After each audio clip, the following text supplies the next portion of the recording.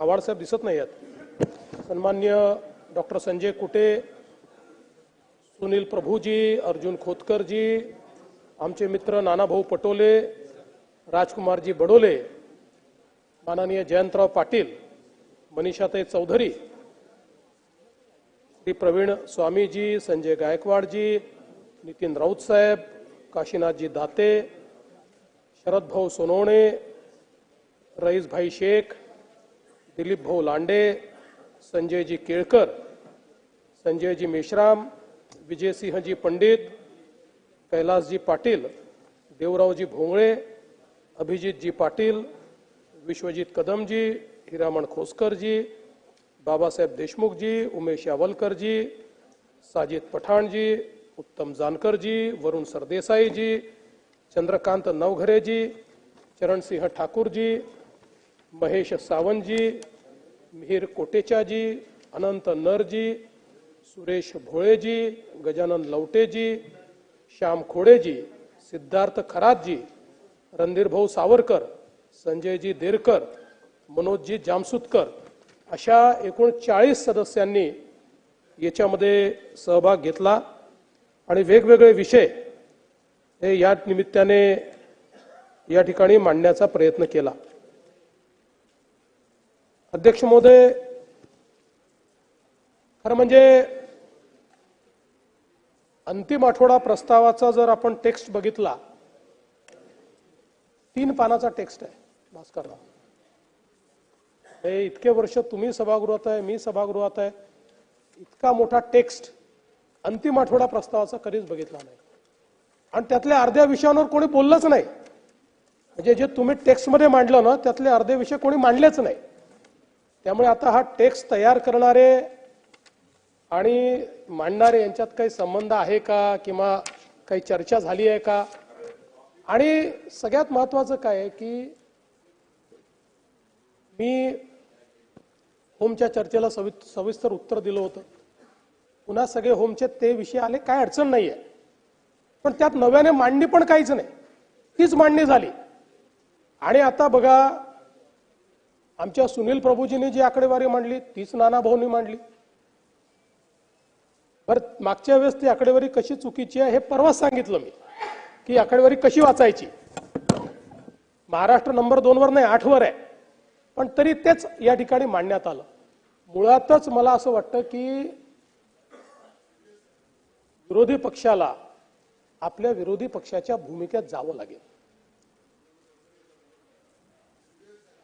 आपल्याला अंतिम आठवडा प्रस्ताव एक अशी संधी असते की ज्याच्यामध्ये ज्या विषयांवर सविस्तर चर्चा होऊ शकली नाही पण जे महत्त्वाचे विषय आहेत असे विषय आपण अंतिम आठवडा प्रस्तावात आणतो आणि त्याच्यावर चर्चा करतो।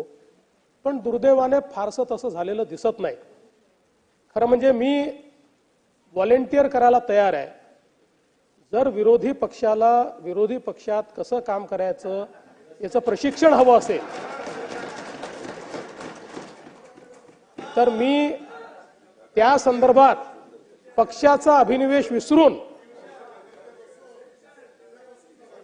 हे प्रशिक्षण द्यायला तयार आहे आणि गरज पडली तर भुजबळ साहेब आणि मुनगंटीवार साहेब यांची मदत मी घेईन।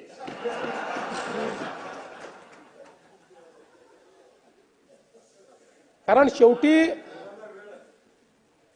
सक्षम विरोधी पक्ष असणं हे लोकशाहीमध्ये अत्यंत महत्त्वाचं आहे आणि सक्षमता ही संख्येने ठरत नाही।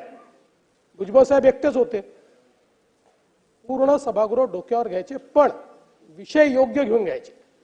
त्यामुळे मला असं वाटतं की थोडं कुठेतरी भास्करराव तुमच्यासारखा ज्येष्ठ सदस्य असताना अंतिम आठवडा प्रस्तावावर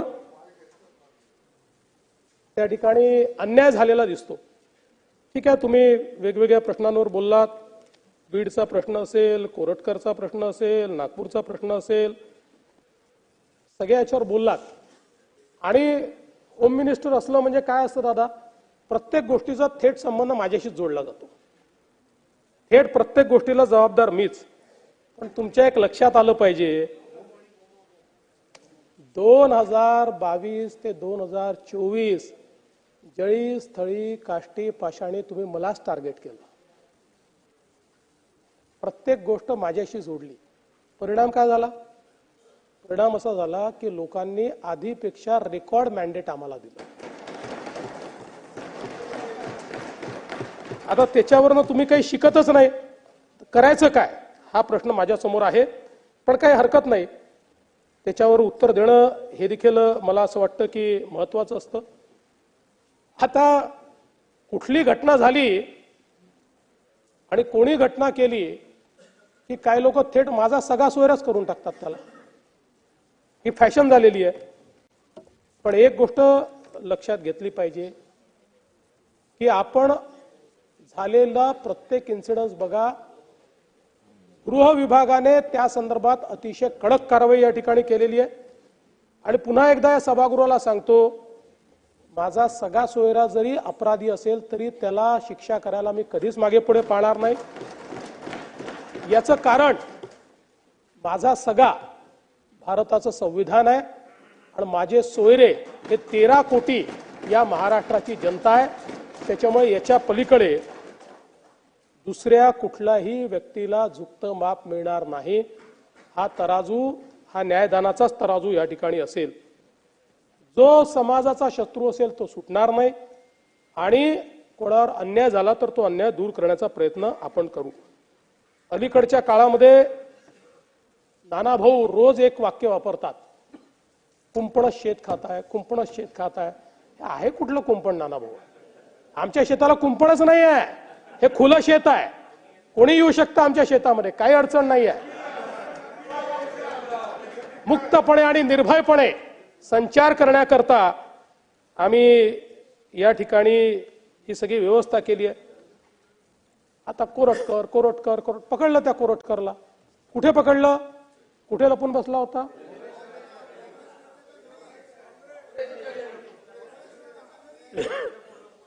तेलंगणामध्ये. आता कोणाच्या घरी तुम्ही सांगताय, मी सांगणं योग्य दिसत नाही, पण कोण त्याला आश्रय देऊन बसला होता जरा बघा ना नाना भाऊ त्या ठिकाणी. पण आपल्याला राजकारण करायचं नाही आहे. छत्रपती शिवरायांवर जर कोणी अशा प्रकारे बोलत असेल तर ही कारवाई आपण करूच, कारण ते आपलं दैवत आहे आणि त्यामुळे दैवताचा अपमान हा निश्चितपणे आपण सहन करणार नाही. पण आमचे आवाळसाहेब या ठिकाणी नाही आहेत. काल ते कायद्याचं राज्य, लोकशाही कोसळली, राष्ट्रव्यवस्था कोसळली. मला समजतच नव्हतं ते महाराष्ट्राबद्दल बोलत होते का बांगलादेशबद्दल बोलत होते. म्हणून मी त्यांना विचारणार होतो, ते नाही आहेत, पण ते माझं भाषण कुठेतरी ऐकतीलच. त्यामुळे मी त्यांना विचारू इच्छितो की आवाळसाहेब, काही नावं तुम्हाला आठवतात का? निखिल भामरे, सुनैना होले, समीर ठक्कर, केतकी चितळे, परेश बोरसे, सेवानिवृत्त नौदल अधिकारी मदन शर्मा, कंगना रनावत, नारायणराव राणे, अर्णव गोस्वामी, राहुल कुलकर्णी, राहुल झोरी. आणि यातली नावं आठवत नसेल तर एक नाव नक्की त्यांना आठवत असेल, अनंत करमुसे.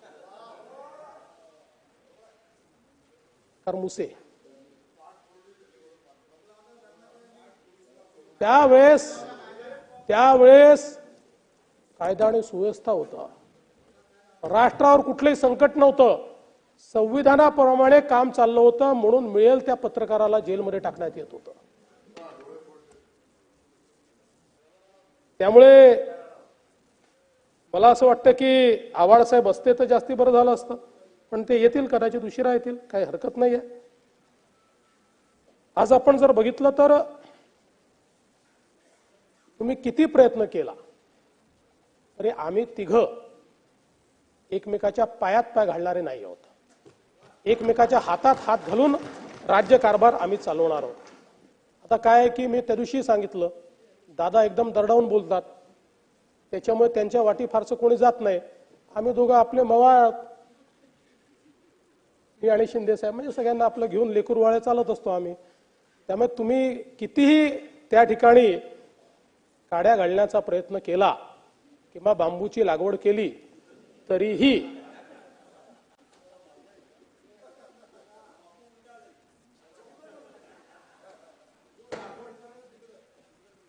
खरं तर मला असं वाटतं की या ठिकाणी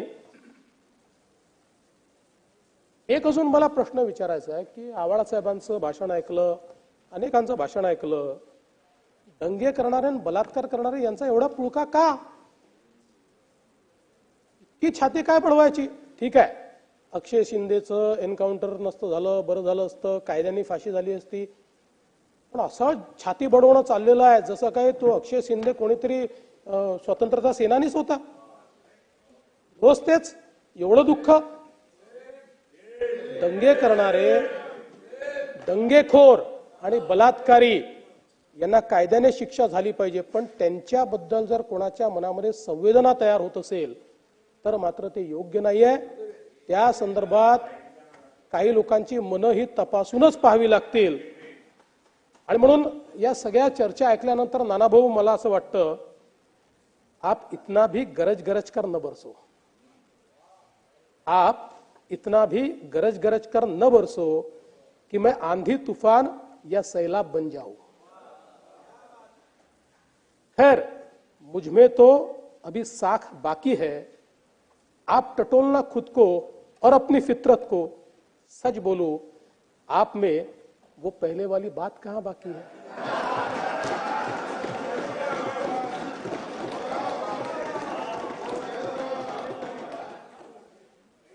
कायदा सुव्यवस्था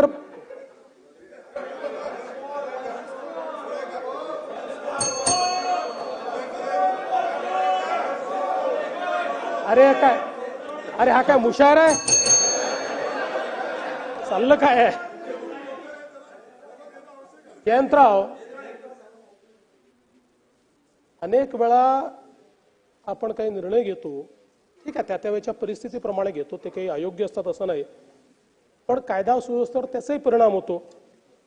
आता कोविडच्या काळामध्ये आपण 10,000वर कैद्यांची मुक्तता केली. एकट्या पुण्यामध्ये आपण 269 कैद्यांची मुक्तता त्यावेळी केली, जे कैदी जेलमध्ये होते. यातले 72 कधी परतलेच नाही. आणि त्यानंतर आता लक्षात येत आहे की अनेक गुन्ह्यांमध्ये ते आरोपी म्हणून सापडत आहेत. 8 लोक तर मोकाचे आरोपी सापडले की ज्यांनी पुन्हा त्या ठिकाणी येऊन गुन्हे केले, काही गँगचे सदस्य झाले. आणि म्हणून मला असं वाटतं की गुन्हेगारांच्या संदर्भात आपण मानव अधिकाराचं हनन होणार नाही बघितलं पाहिजे, पण फार संवेदना दाखवून त्या ठिकाणी त्याचा काही उपयोग होतो असं मला वाटत नाही.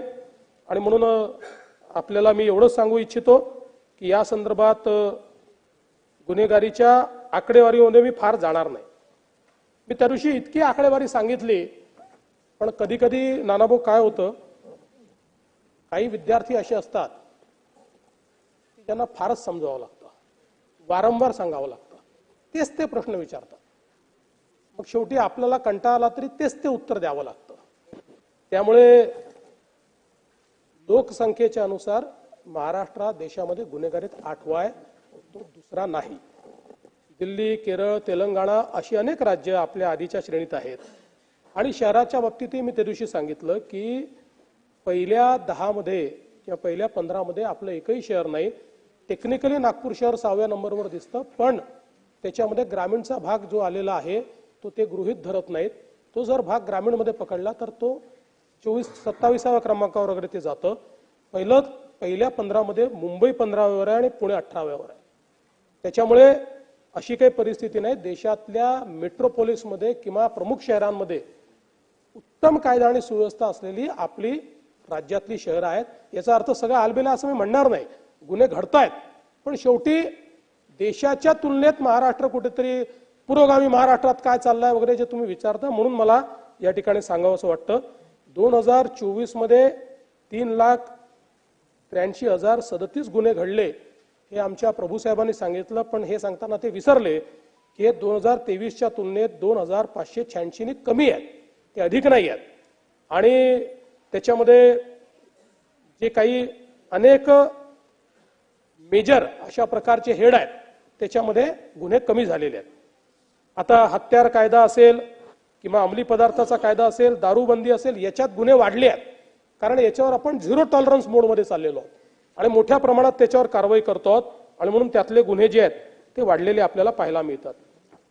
जवळपास या ठिकाणी आपण 808 बंदुका जप्त केलेल्या आहेत, 2600हून अधिक कारतूस जप्त केलेले आहेत आणि मोठ्या प्रमाणात मोकाची कारवाई देखील केलेली आहे।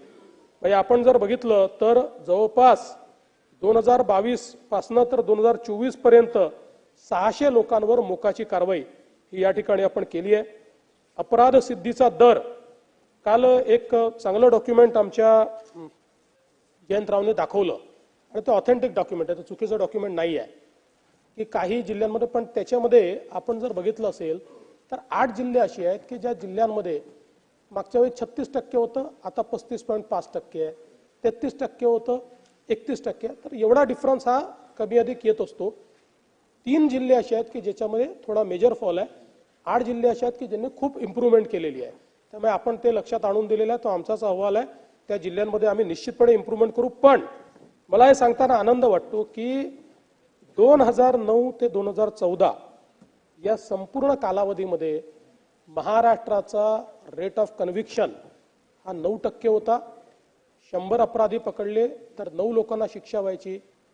2014 पासून आपण तो इम्प्रूव्ह करत सुरू केला आणि आज तो 50%वर गेलेला आहे।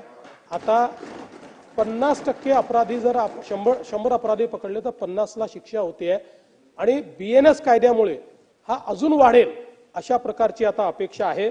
त्यामुळे या संदर्भात आपण जवळपास मोठ्या प्रमाणात काम केलेलं आहे, हे मला या ठिकाणी सांगायचं आहे। महिलांविरुद्धचे जे गुन्हे आहेत याच्यामध्ये गुन्हे उघडकीस येण्याचं प्रमाण हे 93.72% झालेलं आहे आणि बलात्काराचे गुन्हे उघडकीस येण्याचं जे प्रमाण आहे ते 98.59% या ठिकाणी झालेलं आहे। आणि 24 मधल्या जर आपण बलात्काराच्या घटना बघितल्या तर 99.98% आरोपी हे ओळखीचे आरोपी आहेत, केवळ 0.42% आरोपी अनोळखी आरोपी आहेत।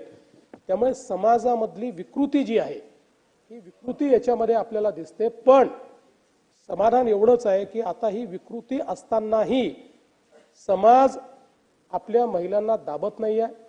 तक्रार करू नका, घरचे लोक आहेत, ओळखीचे लोक आहेत, बदनामी होईल, लग्न होणार नाही, या सगळ्या गोष्टीतून हळूहळू समाज बाहेर पडतोय आणि ओळखीच्या आणि नातेवाईकांच्या विरुद्ध तक्रारी सुरू झाल्यामुळे आता या बलात्काराच्या गुन्ह्यांमध्ये वाढ झालेली आपल्याला पाहायला मिळते।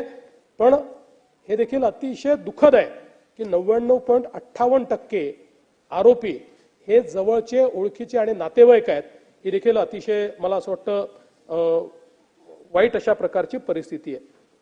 बलात्काराच्या प्रकरणामध्ये 60 दिवसामध्ये त्याची निर्गती व्हावी अशा प्रकारचं एक केंद्र सरकारने देखील आपल्याला सांगितलं। 2020 पर्यंत हे प्रमाण आपलं 45% होतं, 2024 मध्ये हे प्रमाण 94.1% आहे। म्हणजे बलात्काराच्या घटनेमध्ये 2 महिन्याच्या आत आपली चार्जशीट आता 94% प्रकरणात जाते आहे आणि पुढच्या काळात ती 100% प्रकरणांमध्ये जाईल असा आमचा प्रयत्न असेल। आणि यासोबत आपण, मी परवा देखील सभागृहात सांगितलं की 48 तासामध्ये कन्व्हिक्शन हा एक आपण त्या ठिकाणी रेकॉर्ड केलेला आहे। आता एक अजून माझ्याकडे घटना आली आहे 4 दिवसात कन्व्हिक्शनची। हळूहळू हे जे काही बलात्काराचे गुन्हे आहेत याच्यामधलं कन्व्हिक्शन हे वेगानं झालं पाहिजे। किमान त्यातले जे गंभीर गुन्हे आहेत त्याच्यामध्ये अतिशय वेगानं ते झालं पाहिजे अशा प्रकारचा आपला प्रयत्न आहे।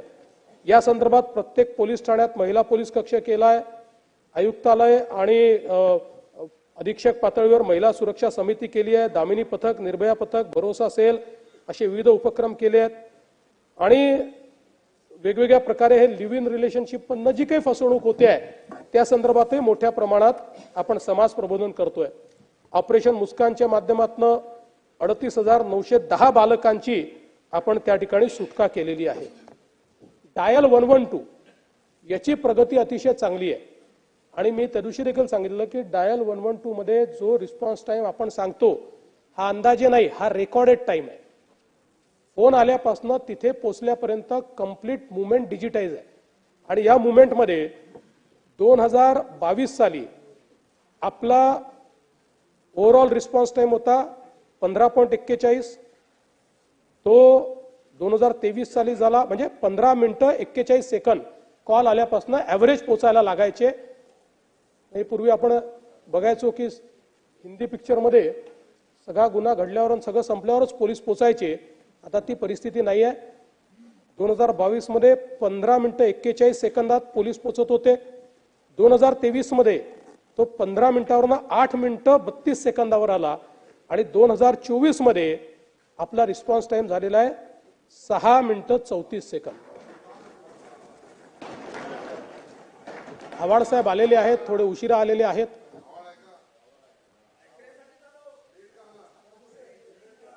आणि आता देशामध्ये या बाबतीत बोलू नका. तेलंगणा राज्य पहिल्या क्रमांकावर आहे, पण यावर्षी 2025 मध्ये आपण रिस्पॉन्स टाइम मध्ये तेलंगणाला मागे टाकू. आपण जवळपास आपल्या 3-3.5 हजार जी काही आपली वाहनं आहेत याच्यावर मोबाईल डिव्हाइस टर्मिनल आणि जीपीएस लावलेला आहे. त्यामुळे सगळी मुवमेंट डिजिटली ही आपण या ठिकाणी ट्रॅक करतो. सायबरच्या संदर्भातले विषय मांडण्यात आले. सायबर इंटेलिजन्स युनिटची स्थापना या ठिकाणी आपण केली. 50 सायबर पोलीस स्टेशन्स केले, 51 सायबर लॅब्स आपण केल्या आणि सायबर हेल्पलाईन आणि पोर्टलच्या माध्यमातून 441 कोटी रुपये गोठवून आपण त्या ठिकाणी लोकांना मदत केली. आता आपल्याला कल्पना आहे की सायबर सुरक्षेकरता आपण सायबर गुन्हे सुरक्षा महामंडळ तयार केलेलं आहे. हे महामंडळ इतर राज्यांमध्ये जाऊन काम करणार आहे, पण आपल्या राज्यामध्ये या महामंडळाला 1945 1945 हा नंबर मिळालेला आहे. सायबरच्या संदर्भातली कुठलीही तक्रार आता 1945 वर आपल्याला करता येईल आणि त्यातनं तात्काळ आपल्याला रिस्पॉन्स मिळेल. सोशल मीडियावरच्या फेक न्यूजच्या संदर्भात देखील मोठ्या प्रमाणात आता आपण कारवाई त्या ठिकाणी सुरू केलेली आहे. राज्यामध्ये ड्रग्सच्या संदर्भात आपण नवीन अँटी नार्कोटिक सेल तयार केला, ज्याच्यामध्ये मोठ्या प्रमाणात स्टाफ देखील आपण मंजूर केलेला आहे. आणि 2022 मध्ये 23 मध्ये आणि 24 मध्ये आपण ज्या कारवाया केल्या याच्यामध्ये 10,467 कोटीचे ड्रग्ज हे आपण त्या ठिकाणी पकडलेले आहेत. पण अजूनही याच्यामध्ये खूप काम करण्याची आवश्यकता आहे. याची झिरो टॉलरन्स पॉलिसी आम्ही करतोय आणि एक आमचा प्रयत्न आहे की पुढच्या काळामध्ये शाळा कॉलेजेसमध्ये अँटी नार्कोटिक क्लब तयार करायचे की ज्याच्यामध्ये मुलंच पुढाकार घेतील आणि त्या ठिकाणी वेगवेगळ्या ऍक्टिव्हिटी करतील आणि या क्लब्सच्या माध्यमातून इंटेलिजन्स देखील आम्ही जमा करू. या क्लबशी पोलीस संपर्कात राहतील. त्यामुळे त्यांची नावं न येता जर कोणी सेवन करत असेल तर त्याला कुठे मिळत आहे, कॉलेज किंवा शाळेच्या आसपास अशा प्रकारचे ड्रग्ज मिळत आहेत का, अशा प्रकारची सगळी माहिती त्याच्या माध्यमातून मिळेल. आणि शिक्षण विभाग आणि जे विभाग शाळा चालवतात किंवा कॉलेजेस चालवतात अशा सगळ्यांना याच्यामध्ये एकत्रितपणे इन्व्हॉल्व करून विशेषतः शाळेचे आणि कॉलेजचे मुलं हे या मोहीमचा भाग होतील अशा प्रकारची एक मोठी मोहीम आम्ही हातामध्ये घेतो आहोत, ज्यातनं ड्रग्सच्या विरुद्ध आपली युवा पिढी उभी करायची आणि दुसरीकडे त्यातनं इंटेलिजन्स देखील मिळवायचा अशा प्रकारचा आपला प्रयत्न आहे. बांगलादेशी घुसखोरांच्या विरुद्ध आपण त्या ठिकाणी कारवाई सुरू केलेली आहे. 2022 साली 409 घुसखोरांना आपण अटक केली आणि आता 23 आणि 24 पर्यंत मध्ये 1290 बांगलादेशी घुसखोरांना आपण अटक केलेली आहे.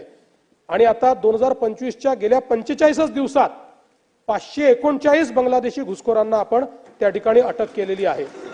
त्यामुळे ही कारवाई चालली आहे. यातल्या 341 घुसखोरांना आपण परत पाठवलाय, डिपोर्ट केलेला आहे.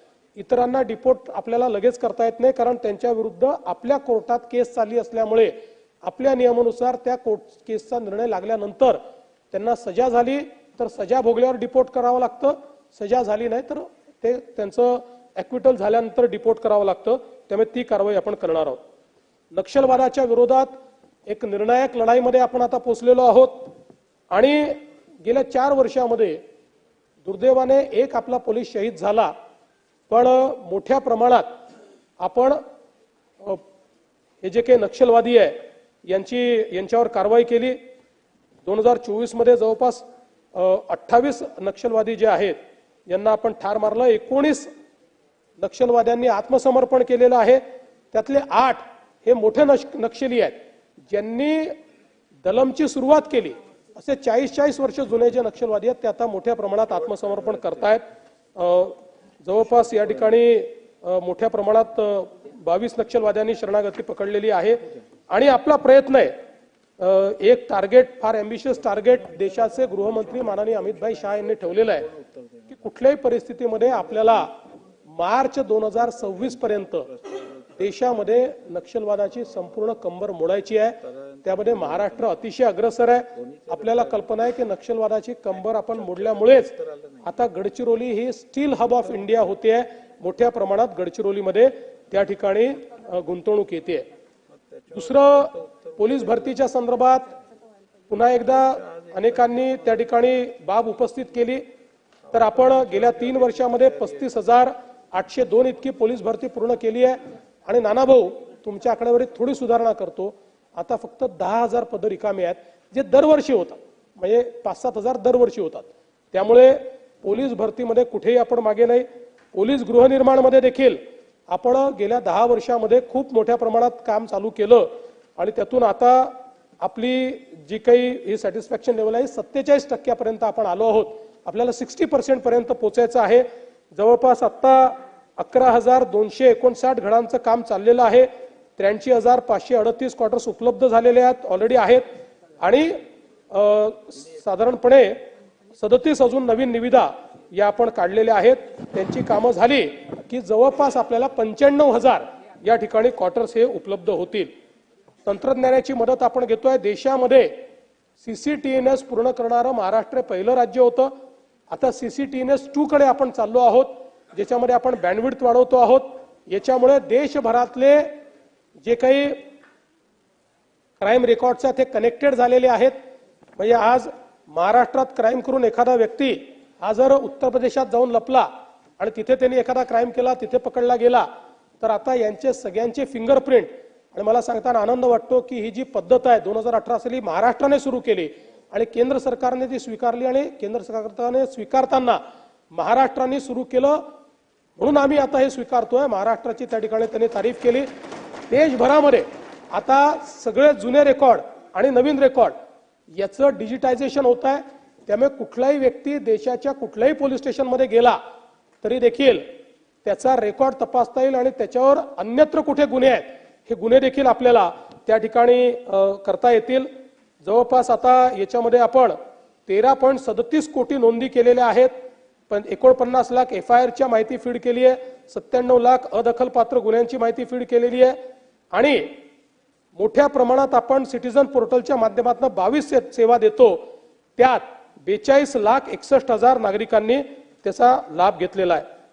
मी जसं सांगितलं की आपण मार्वल नावाची एक व्यवस्था उभी केली आहे जी आर्टिफिशियल इंटेलिजन्स मध्ये काम करते आणि याच्यामध्ये आपण मार्वलच्या माध्यमातून AI powered object detection, AI आधारित CCTV फुटेज विश्लेषण, CDR, IPDR, TDR साठी AI पॉवर्ड चॅटबॉटचं विश्लेषण आणि स्मार्ट ऑप्टिकल कॅरेक्टर रिकॉग्निशन, म्हणजे सगळ्या पद्धतीनं आता आर्टिफिशियल इंटेलिजन्सचा उपयोग करण्याकरता व्यवस्था आपल्याकडे उभी झाली आहे।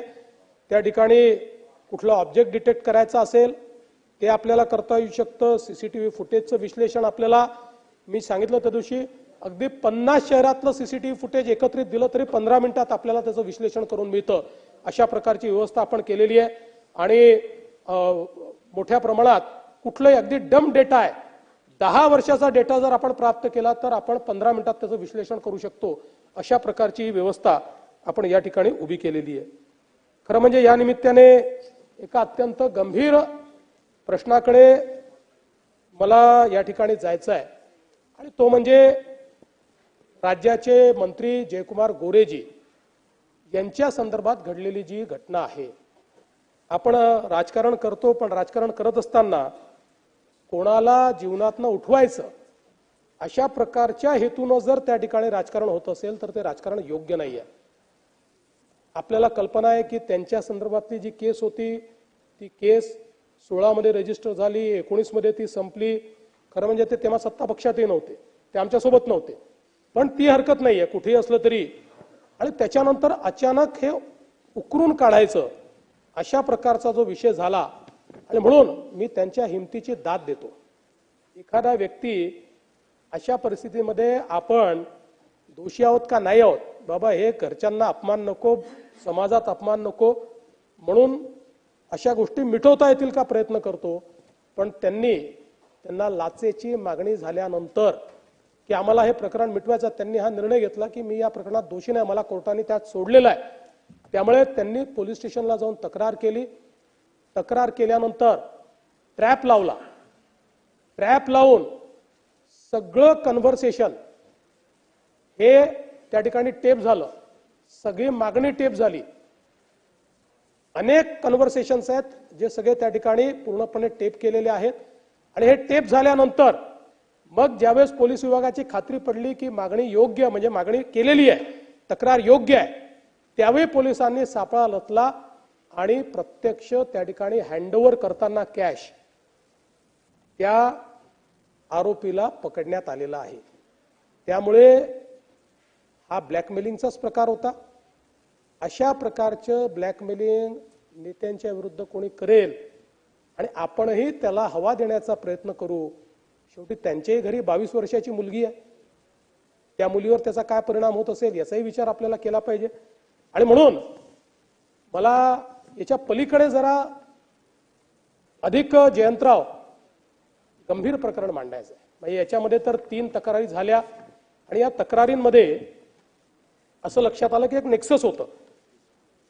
ही जी काही महिला आहे, त्यानंतर तुषार खरात नावाचा एक तथाकथित यूट्यूबर आहे तो, आणि असे काही लोकांचे नेक्सस आपल्याला त्या ठिकाणी पाहायला मिळालं.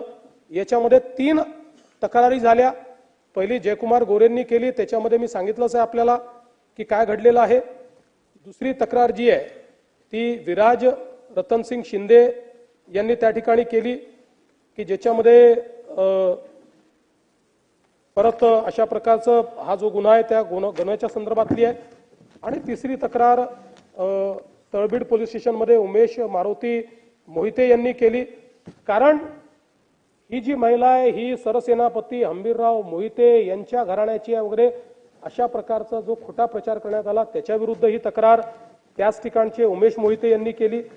आणि एक तक्रार फिर्यादी शेखर पाटोळे यांनी केली की ज्या तक्रारीमध्ये त्या ठिकाणी 2 इसमांनी त्यांना लाथाबुक्क्यांनी मारून हार्ड डिस्क हिसकावून घेतली वगैरे अशा प्रकारच्या 4 तक्रारी या ठिकाणी झाल्या.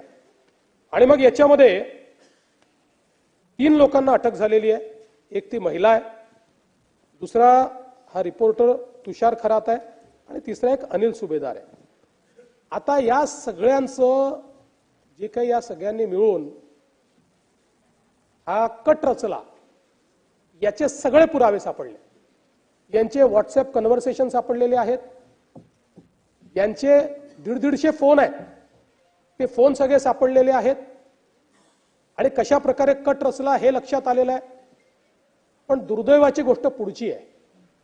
ती गोष्ट अशी आहे की याच्यामध्ये थेट या सगळ्यांशी पूर्णपणे संपर्कात राष्ट्रवादी काँग्रेस शरद पवार गटाचे लोक दिसतात.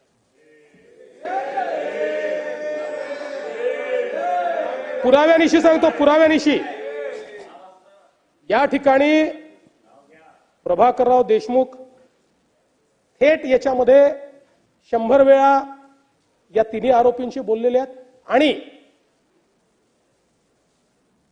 व्हिडिओज त्यांच्याकडे गेले आहेत, त्यांच्याकडनं उत्तर आलेलं आहे. पण त्याहीपेक्षा मला जसं वाईट वाटतं, ही काही त्यांच्यावर आरोप करत नाहीये, पण त्यांनी आत्मचिंतन केलं पाहिजे. ते म्हणजे आदरणीय सुप्रियाताई सुळे आणि या सभागृहाचे सदस्य श्री रोहित पवार.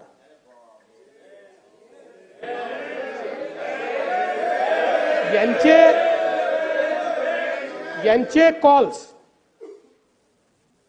तुषार खरात आणि यांच्या विरुद्ध जे व्हिडिओ केलेले आहेत ते व्हिडिओ केल्यानंतर त्यांनी यांना पाठवले आहेत.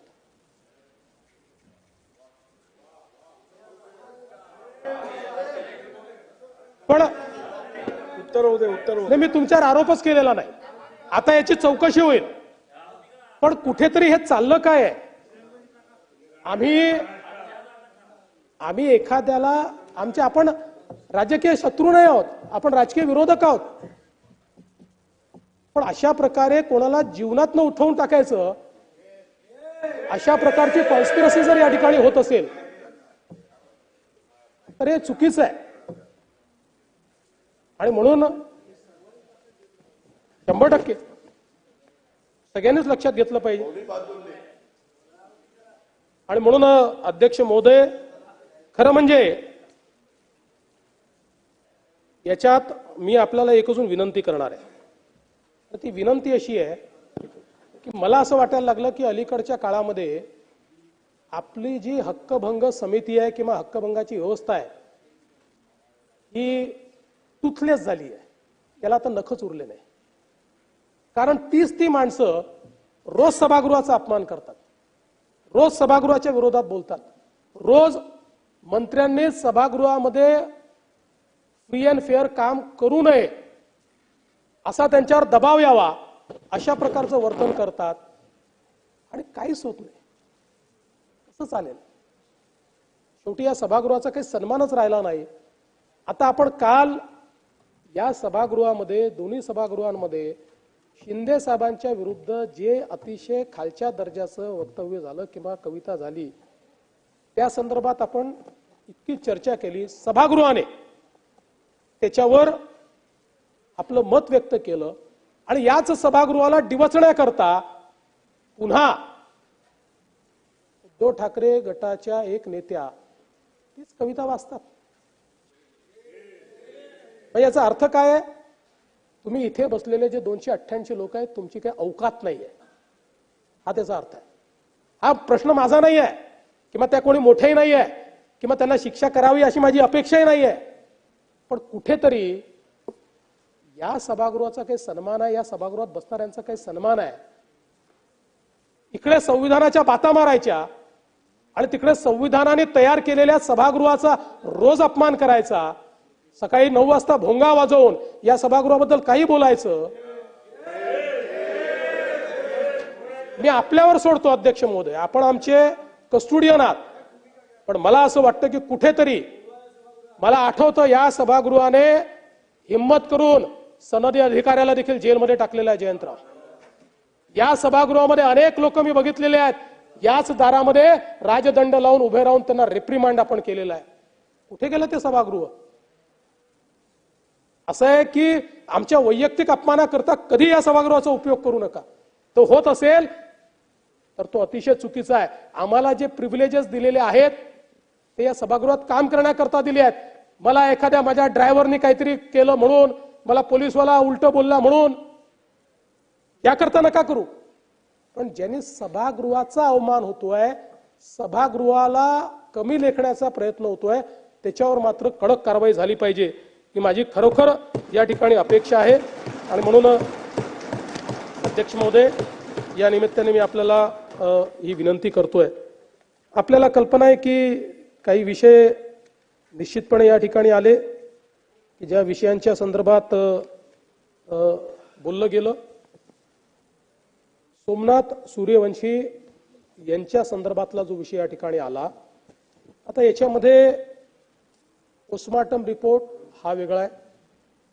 पोस्टमार्टम ज्यावेळेस आपण करतो त्यावेळी आव्हाड साहेब विसेरा हा प्रिझर्व करतो. पोस्टमार्टमचा रिपोर्ट हा बाह्य जे काही ते हे असतात आणि जे काही आतल्या पार्ट्स पाहतात त्याच्या आधारावर केला जातो आणि त्याचा अंतिम रिपोर्ट हा विसेराच्या आधारावर येतो. आता विसेराचा जो रिपोर्ट आलेला आहे तो रिपोर्ट आणि पोस्टमार्टम रिपोर्ट याच्यामध्ये विसंगती आहे. तथापि या ठिकाणी जोपर्यंत जस्टिस अचलिया कमिटी आतापर्यंत ज्यांनी या संदर्भातले रिपोर्ट दिले तरी पोस्टमार्टम रिपोर्टचा आधार घेतला, कोणी विसेराचा आधार घेतलेला नाही. पण जस्टिस अचलियांची समिती आपण या ठिकाणी नेमलेली आहे आणि जस्टिस अचलियाच्या समितीला आपण या संदर्भातली टर्म्स ऑफ रेफरन्स दिलेल्या आहेत. मी आपल्याला सांगतो, निश्चितपणे जर याच्यामध्ये सोमनाथ सूर्यवंशी यांच्या मृत्यूच्या संदर्भात पोलिसांच्या मारहाणीत तो मृत्यू झाला किंवा त्याच्यामुळे तो मृत्यू झाला असं अचलीय कमिटीच्या रिपोर्टमध्ये आलं तर व्हिसेरात काय आहे हेही बाजूला ठेव आणि त्या पोलिसांवर कारवाई केली जाईल. आता आपण तुम्हाला माहिती आहे यामध्ये पोलीस निरीक्षक आणि 4 लोकांना ऑलरेडी सस्पेंड केलेलं आहे. पण जर अचलीय कमिटीने सांगितलं तर मनुष्यवधाचा गुन्हा देखील त्यांच्यावर दाखल केला जाईल. आता त्यातला प्रश्न एवढाच आहे की व्हिसेरा आणि मूळ रिपोर्ट याच्यामध्ये विसंगती आहे. बीड मधला आपल्याला प्रकरण माहिती आहे. या संदर्भात पोलिसांनी विशेषतः सीआयडीचं मी अभिनंदन करेन की सीआयडीने अतिशय आधुनिक तंत्रज्ञान याच्यामध्ये वापरलं. ज्या ठिकाणी जे सीडीआर वगैरे किंवा जो काही डेटा होता हा डिलीट केलेला डेटा होता, डेटा नव्हता. पहिल्यांदा फोन शोधून काढले, शोधून काढलेल्या फोनमधनं डिलीट झालेला डेटा हे नवीन तंत्रज्ञान वापरून ते रिट्रीव्ह केलं आणि त्यातनं खऱ्या अर्थानं ही केस अतिशय फुलप्रूफ अशा प्रकारची केस झाली आहे. मी या सभागृहाला आश्वस्त करू इच्छितो की यातले जे गुन्हेगार आहेत ज्यांनी अतिशय निगरूणपणे संतोष देशमुख यांची हत्या केली आहे, या गुन्हेगारांना जी सर्वोच्च शिक्षा आहे ती होईल याकरता सगळे प्रयत्न राज्य सरकारच्या वतीनं केले जातील हे देखील या निमित्ताने मी सांगतो. खरं तर अक्षय शिंदे याच्या संदर्भात आपण याच्या आधीच मी बोललो आहे, त्यामुळे आता पुन्हा त्याच्यावर मी बोलत नाही. नागपूर दंगल प्रकरणावर देखील मी यापूर्वी पूर्ण निवेदन या ठिकाणी केलेलं आहे. पण आता एवढंच सांगतो की 107 आरोपी याच्यामध्ये पकडलेले आहेत. त्यातले 12 आरोपी हे ते आरोपी नाही म्हणतायत, त्यांना ते विधी संघर्षित बालक असल्यामुळे त्यांना अटक करण्यात आलेले नाही, इतरांना अटक करण्यात आले. प्रशांत कोरटकरचा विषय मी सांगितलाय. हा जो विक्रम गायकवाड यांचा विषय आपण मांडला हा ऑनर किलिंगचा विषय नाहीये. या विषयामध्ये आपण जर बघितलं तर या विक्रम गायकवाड यांना हा जो काही अनुज मल्हारी चव्हाण आहे यांनी हात उसने पैसे दिलेले होते आणि त्या पैशातनं हा व्यवहार झाला. त्याचा इंटरकास्ट मॅरेज झाला पण त्या मॅरेजचा या पूर्ण याच्याशी कुठलाही संबंध नाहीये. या संदर्भात पूर्ण सगळे पुरावे आलेले आहेत आणि हा पैशांच्या देवाणघेवाणीवरनं त्यांचा तो दुर्दैवी खून त्या ठिकाणी झालेला आहे. आणि राज्यामध्ये एकूण 2024 मध्ये 3 घटना ऑनर किलिंगच्या झाल्या ज्या 23 पेक्षा कमी आहेत. त्यामुळे घटना त्या वाढतायत असं म्हणणं काही योग्य होणार नाही. हुक्का पार्लरच्या संदर्भात आता सकाळीच आपण त्या संदर्भात आपल्या प्रश्नोत्तर या तासात भरपूर चर्चा केली असल्यामुळे आपण त्याच्यात लक्ष देऊ. Dadasaheb Phalke international film festival घोटाळा हा खरोखर मला असं वाटतं की अतिशय ज्याला म्हणता येईल म्हणजे शब्द योग्य नाही पण गमतीशीर आहे की काही व्यक्ती नुसता नाव वापरून वेगवेगळ्या राज्यांना देखील गंडवू शकतात. त्याचा हा एक उत्तम नमुना आहे की यांनी असा आव आणला की जणू काही हा Dadasaheb Phalke international film festival हा अधिकृतच सोहळा आहे आणि वेगवेगळ्या राज्यांमध्ये जाऊन त्यांच्याशी त्यांनी पार्टनरशिप केली आणि त्यातनं पूर्ण घोटाळा केला. आता दोन्ही आरोपी पकडलेले आहेत, त्यांचे खाते गोठवण्यात आलेले आहेत आणि त्यावर कारवाई ही चाललेली आहे. अध्यक्ष महोदय, या निमित्ताने महसूल विभागाच्या संदर्भात देखील चर्चा झाली आणि वाळू चोरट्यांचा विषय बऱ्याच लोकांनी या ठिकाणी मांडला. वाळूच्या संदर्भात एक नवं धोरण हे अगदी अंतिम टप्प्यात आहे. पुढच्या आठवड्यात कधीही हे धोरण या ठिकाणी आपण जाहीर करतो. हे धोरण करत असताना 2 प्रयत्न आपण केले आहेत की वाळू तस्करीला त्या ठिकाणी इन्सेंटिव्ह मिळू नये, नाही ते करणं परवडू नये अशा पद्धतीनं या धोरणाची आखणी आपण करतो. आणि कालच धोरण होतपर्यंत आपल्या ज्या विविध घरकुलाच्या योजना आहेत, प्रधानमंत्री आवास योजना असेल किंवा इतर योजना असतील राज्याच्या, या सगळ्या योजनांच्या जे आपले लाभार्थी आहेत त्यांना वाळू मिळाली पाहिजे या संदर्भात माननीय महसूल मंत्र्यांनी कालच त्याचा निर्णय घेतलेला आहे. एक जालन्याचा विषय खोतकर साहेब आपण मांडला होता की ज्याच्यामध्ये कोणाचाही जमिनी कोणाचे नावावर झालेले आहेत.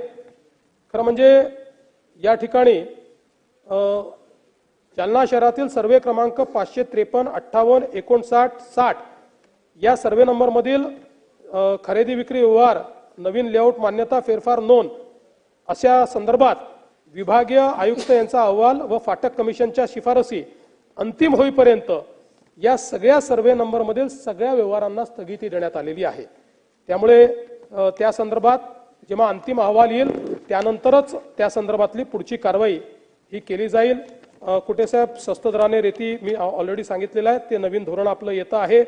आणि त्यासोबत मीरा भाईंदरचं एक इस्टेट इन्व्हेस्टमेंट कंपनीचा विषय, नानाभाऊ इस्टेट इन्व्हेस्टमेंट कमिटीचा एक विषय आपण मांडलेला आहे।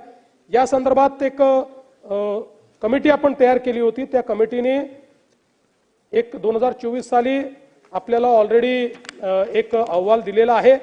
त्या अहवालाच्या अनुषंगाने इनिशियली आता आपण असा निर्णय घेतलेला आहे की आतापर्यंत असं होतं की इस्टेट इन्व्हेस्टमेंटची एनओसी मिळाल्याशिवाय आपण पुढचं काही करत नव्हतो। आता इस्टेट इन्व्हेस्टमेंटच्या एनओसीला अधीन राहून आपण सगळ्या प्रकारच्या परवानग्या देतो आहोत। इस्टेट इन्व्हेस्टमेंटची एनओसी याकरता घ्यावी लागते की त्या संदर्भात कोर्टात केस चाललेली आहे, कोर्टाने एक निकाल दिलेला आहे।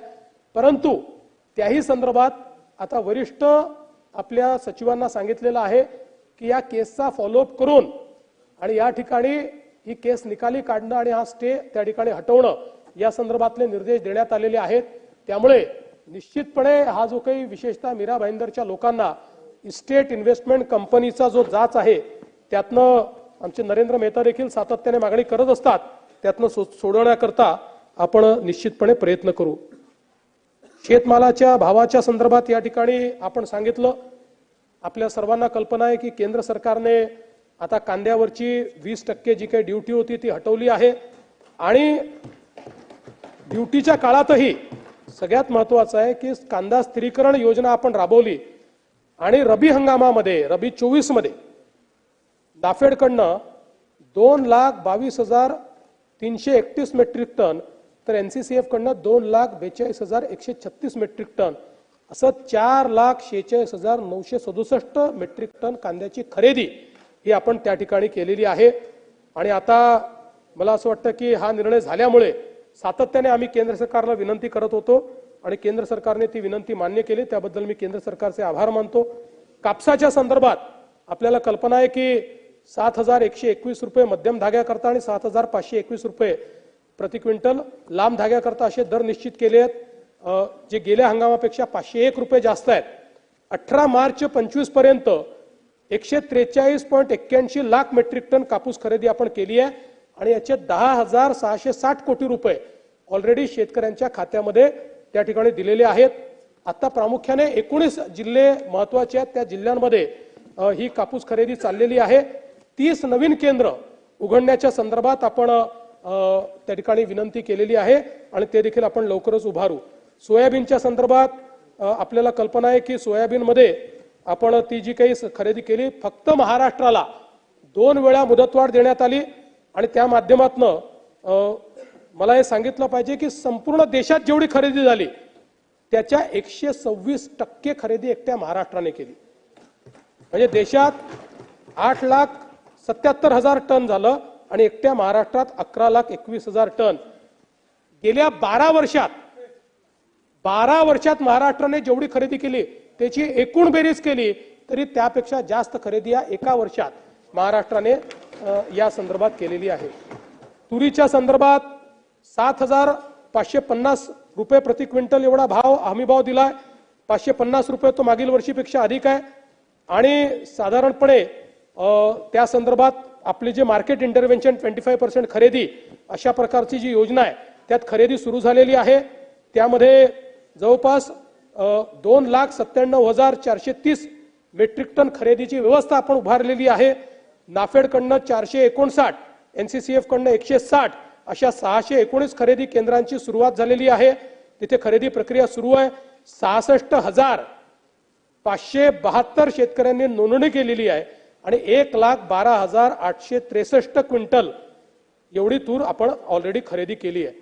हरभऱ्याकरता 5,650 प्रति क्विंटल इतका हमीभाव जाहीर झाला आहे आणि 24 मार्च 2025 पासून आता त्याच्या नोंदणीची प्रक्रिया आपण प्रारंभ केली आहे।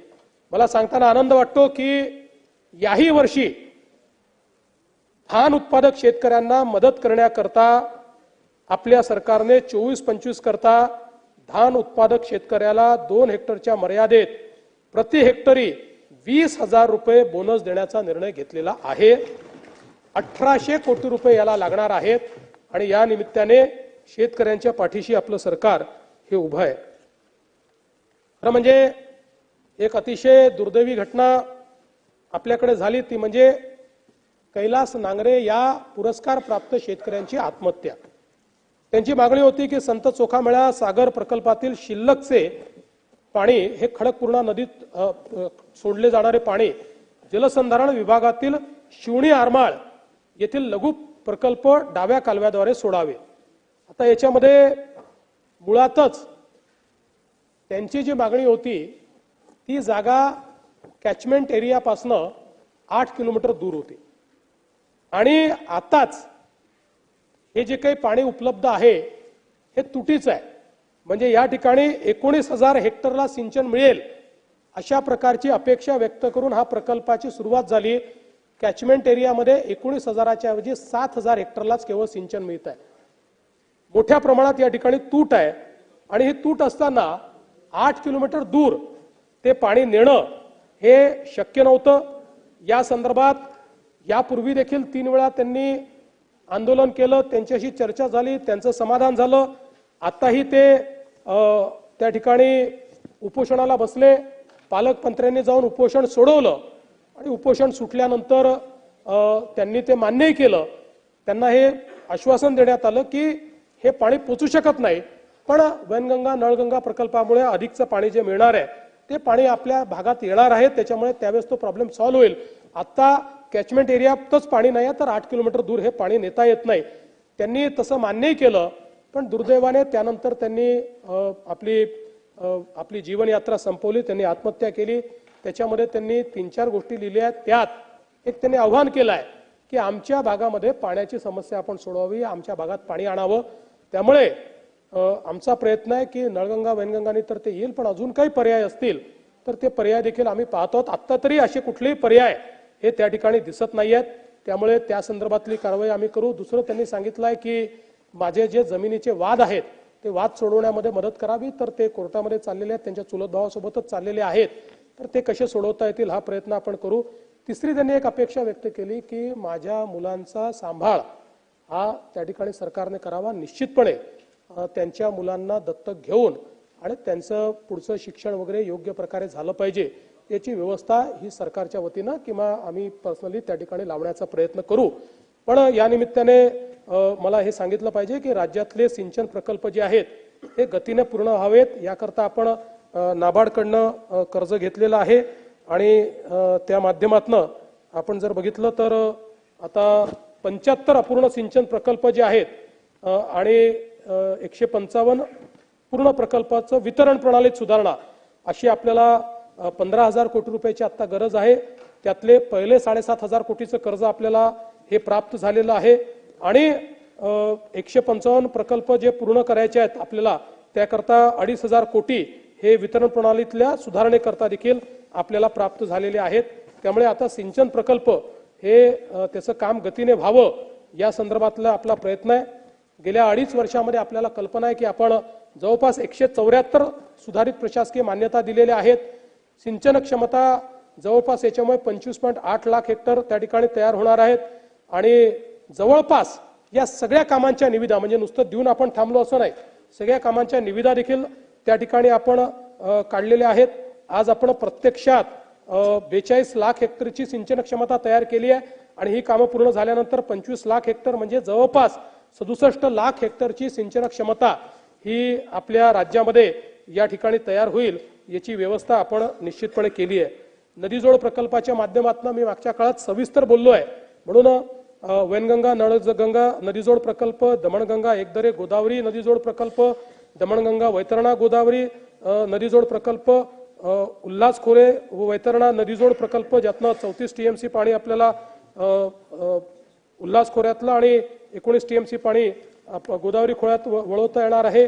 पार गोदावरी असेल किंवा कोकण ते तापी खोरे अशा प्रकारचा नार पार गिरणाचा विषय असेल, कोकण ते कोकण कोयना धरणातून कोकणात वळवण्यात येणाऱ्या पाण्याचा वापर करणे या संदर्भातलं काम आपण चालू केलं आणि दमणगंगा पिंजाळ अशा प्रकारचे नदीजोड प्रकल्प केलेले आहेत। या नदीजोड प्रकल्पामुळे महाराष्ट्र हा कायमचा दुष्काळ मुक्त होऊ शकेल अशा प्रकारची याची रचना करण्यात आली आहे। मला कल्पना आहे की खूप मोठा निधी याला लागणार आहे। तो निधी उभारण्याच्या संदर्भात आपण निश्चितपणे त्याची कारवाई सुरू केलेली आहे। शेतकऱ्यांकरता ज्या काही आपण कल्याणकारी योजना सुरू केल्या त्याच्यामध्ये सौर कृषी पंपाची योजना आहे, ज्याच्यामध्ये आपण एक रेकॉर्ड केलाय। म्हणजे देशामध्ये या योजनेच्या अंतर्गत संपूर्ण देशाने गेल्या एका वर्षामध्ये 50,000 पंप लावले आणि एकट्या महाराष्ट्राने 2.5 लाख पंप लावलेले आहेत। आता आपण या ठिकाणी मोठ्या प्रमाणात 10 लाख पंप लावण्याचा आपला प्रयत्न चालू आहे। आता काही सदस्यांनी अडचणी देखील सांगितल्या, त्यावर आम्ही मात केली आहे। पहिल्यांदा तर कोल्हापूर जिल्ह्यातले काही माझ्याकडे आमचे सदस्य आले होते, त्यांनी सांगितलं की नदीकाठी आमचा आहे पूर त्या ठिकाणी येतो, त्याच्यावर आता आपण व्यवस्था उभी केली आहे। केवळ 20,000 रुपये अधिकचा खर्च केला तर मोनोपोलवर आपल्याला ते उभारता येतं आणि कुठलीही अडचण न येता त्या ठिकाणी आपल्याला करता येतं। ज्या ठिकाणी मल्टिपल शेतकरी आहेत त्या ठिकाणी त्यांना एकत्रित करून आपल्याला बूस्टर त्याला लावून देता येतं। त्याच्यामुळे दूर शेती असेल तर तिथपर्यंत देखील आपल्याला पाणी नेता येतं। जिथे पाणी पातळी खाली गेलेली आहे त्या ठिकाणी 7.5च्या ऐवजी 10 HP पर्यंत आम्ही आता देण्याचं मान्य केलेलं आहे। पण टाळ्या वाजवण्याच्या आधी त्यातली अट समजून घ्या, 7.5 HP पर्यंत पूर्ण सबसिडी मिळेल। पुढच्या 2.5 HP ची सबसिडी याकरता मिळणार नाही की नियमाने 200 फुटाच्या खाली आपल्याला उपसा करता येत नाही, पण शेतकऱ्यांची अडचण पाहता आपण आता निर्णय गेला 10 HP पर्यंत देखील आपण देणार आहोत। त्यामुळे उरलेल्या 2.5 HP चे पैसे हे भरावे लागतील, कारण नाहीतर आपण अतिरिक्त पाणी उपसाला इन्सेंटिव्हाइज करतो अशा प्रकारचा त्याचा प्रयत्न असेल। त्यामुळे आता याही व्यतिरिक्त जर काही प्रश्न आले तर तेही प्रश्न आपण निश्चितपणे या ठिकाणी निकाली काढू। याच सोबत एक अजून महत्त्वाचा मुद्दा मांडण्यात आला, तो म्हणजे मुख्यमंत्री बळीराजा मोफत वीज योजना तर चालू राहणार आहे। सौर कृषी वाहिनीचं मी सांगितलेलं आहे ते देखील या ठिकाणी चालू राहणार आहे। RDSSच्या संदर्भात मोठ्या प्रमाणात आता आपण कामं सुरू केलेली आहेत आणि विशेषतः कालच मी एक बैठक घेतली आणि 2030 साली आपली मागणी ही प्रचंड वाढणार आहे। त्यानुसार आपण मोठ्या प्रमाणात विजेची निर्मिती आणि वीज विकत घेण्याचे करार देखील केलेले आहेत, पण त्याचं वहन करण्याकरता कॉरिडॉर्सची गरज आहे आणि म्हणून आपण या ठिकाणी मोठ्या प्रमाणात कॉरिडॉरची निर्मिती सुरू केलेली आहे। त्याचा पाठपुरावा आपण करतो आणि पूर्णपणे फ्युचर रेडी कॉरिडॉर अशा प्रकारची एक व्यवस्था आपण 6,748 मेगावॅट कोळशावर आणि 8,966 मेगावॅट सौर ऊर्जा अशी अधिकची वीज खरेदी करण्याचं ठरवलं। आता हे जे बंडलिंग आपण करतो सौर आणि कोळशाचं, याच्या पाठीमागचा उद्देश काय आहे तर आपल्याला पुढचे 25 वर्ष एका रेटने वीज मिळाली पाहिजे। केंद्र सरकारने खूप चांगली व्यवस्था उभी केली, कारण सौर ऊर्जा जी असते त्याचं दर वाढत नाही, उलट डेप्रिसिएशन आपल्याला प्राप्त होतं। आणि कोळशाची जी वीज आहे, कोळशाचे दर वाढतात, मेंटेनन्सचे दर वाढतात, त्याच्यामध्ये वाढ होतच असते आणि म्हणून पुढच्या काळामध्ये स्वस्त वीज मिळावी आणि 25 वर्ष एकाच दराने वीज मिळावी म्हणून कोळशाची वीज आणि सौर ऊर्जा याचं बंडलिंग करण्याच्या संदर्भात एक चांगली योजना आणली। या योजनेच्या अंतर्गत त्यांनी प्रक्रिया पण सांगितली। काय प्रक्रिया सांगितली? त्यांनी सांगितलं की टॅरिफ बेस्ड TBCB अशा पद्धतीने आपल्याला ते करायचं आहे। टॅरिफ बेस्ड बिडिंग प्रोसेस आपल्याला करायची आहे आणि त्यानुसार म्हणजे काय तर जे वीज प्रोव्हायडर्स आहेत त्यांनी रेट कोट करायचा। आपण दुसरं कुठलेही टेंडर काढायचं नाही, आपण संयंत्र लावायचं नाहीये, आपण त्या ठिकाणी जागा द्यायची नाहीये, आपण टॅरिफ बेस्ड अशा प्रकारचं त्या ठिकाणी टेंडर काढायचं। त्यामुळे केंद्र सरकारच्या निर्देशानुसार आपण TBCB पद्धतीनं या ठिकाणी या निविदा काढल्या।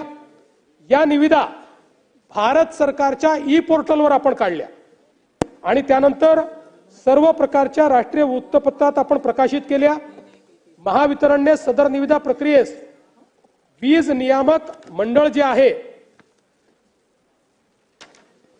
त्यांची मान्यता घेतली आणि महावितरणने 29/10/2024 रोजी अडाणी रिन्युएबल एनर्जी 55 लिमिटेड सोबत 5000 मेगावॅट सौर आणि 1600 मेगावॅट औष्णिक याचा करार केला। आता याच्यामध्ये जर आपण बघितलं तर याच्यामध्ये जवळपास ज्या कंपन्या आल्या आहेत त्या सगळ्या मेजर कंपन्या, 5ही मेजर कंपन्यांनी या बिडिंगमध्ये त्या ठिकाणी बिडिंग केलेलं आहे आणि त्या बिडिंग नंतरच ही सगळी प्रक्रिया जी आहे ती पूर्ण करण्यात आलेली आहे।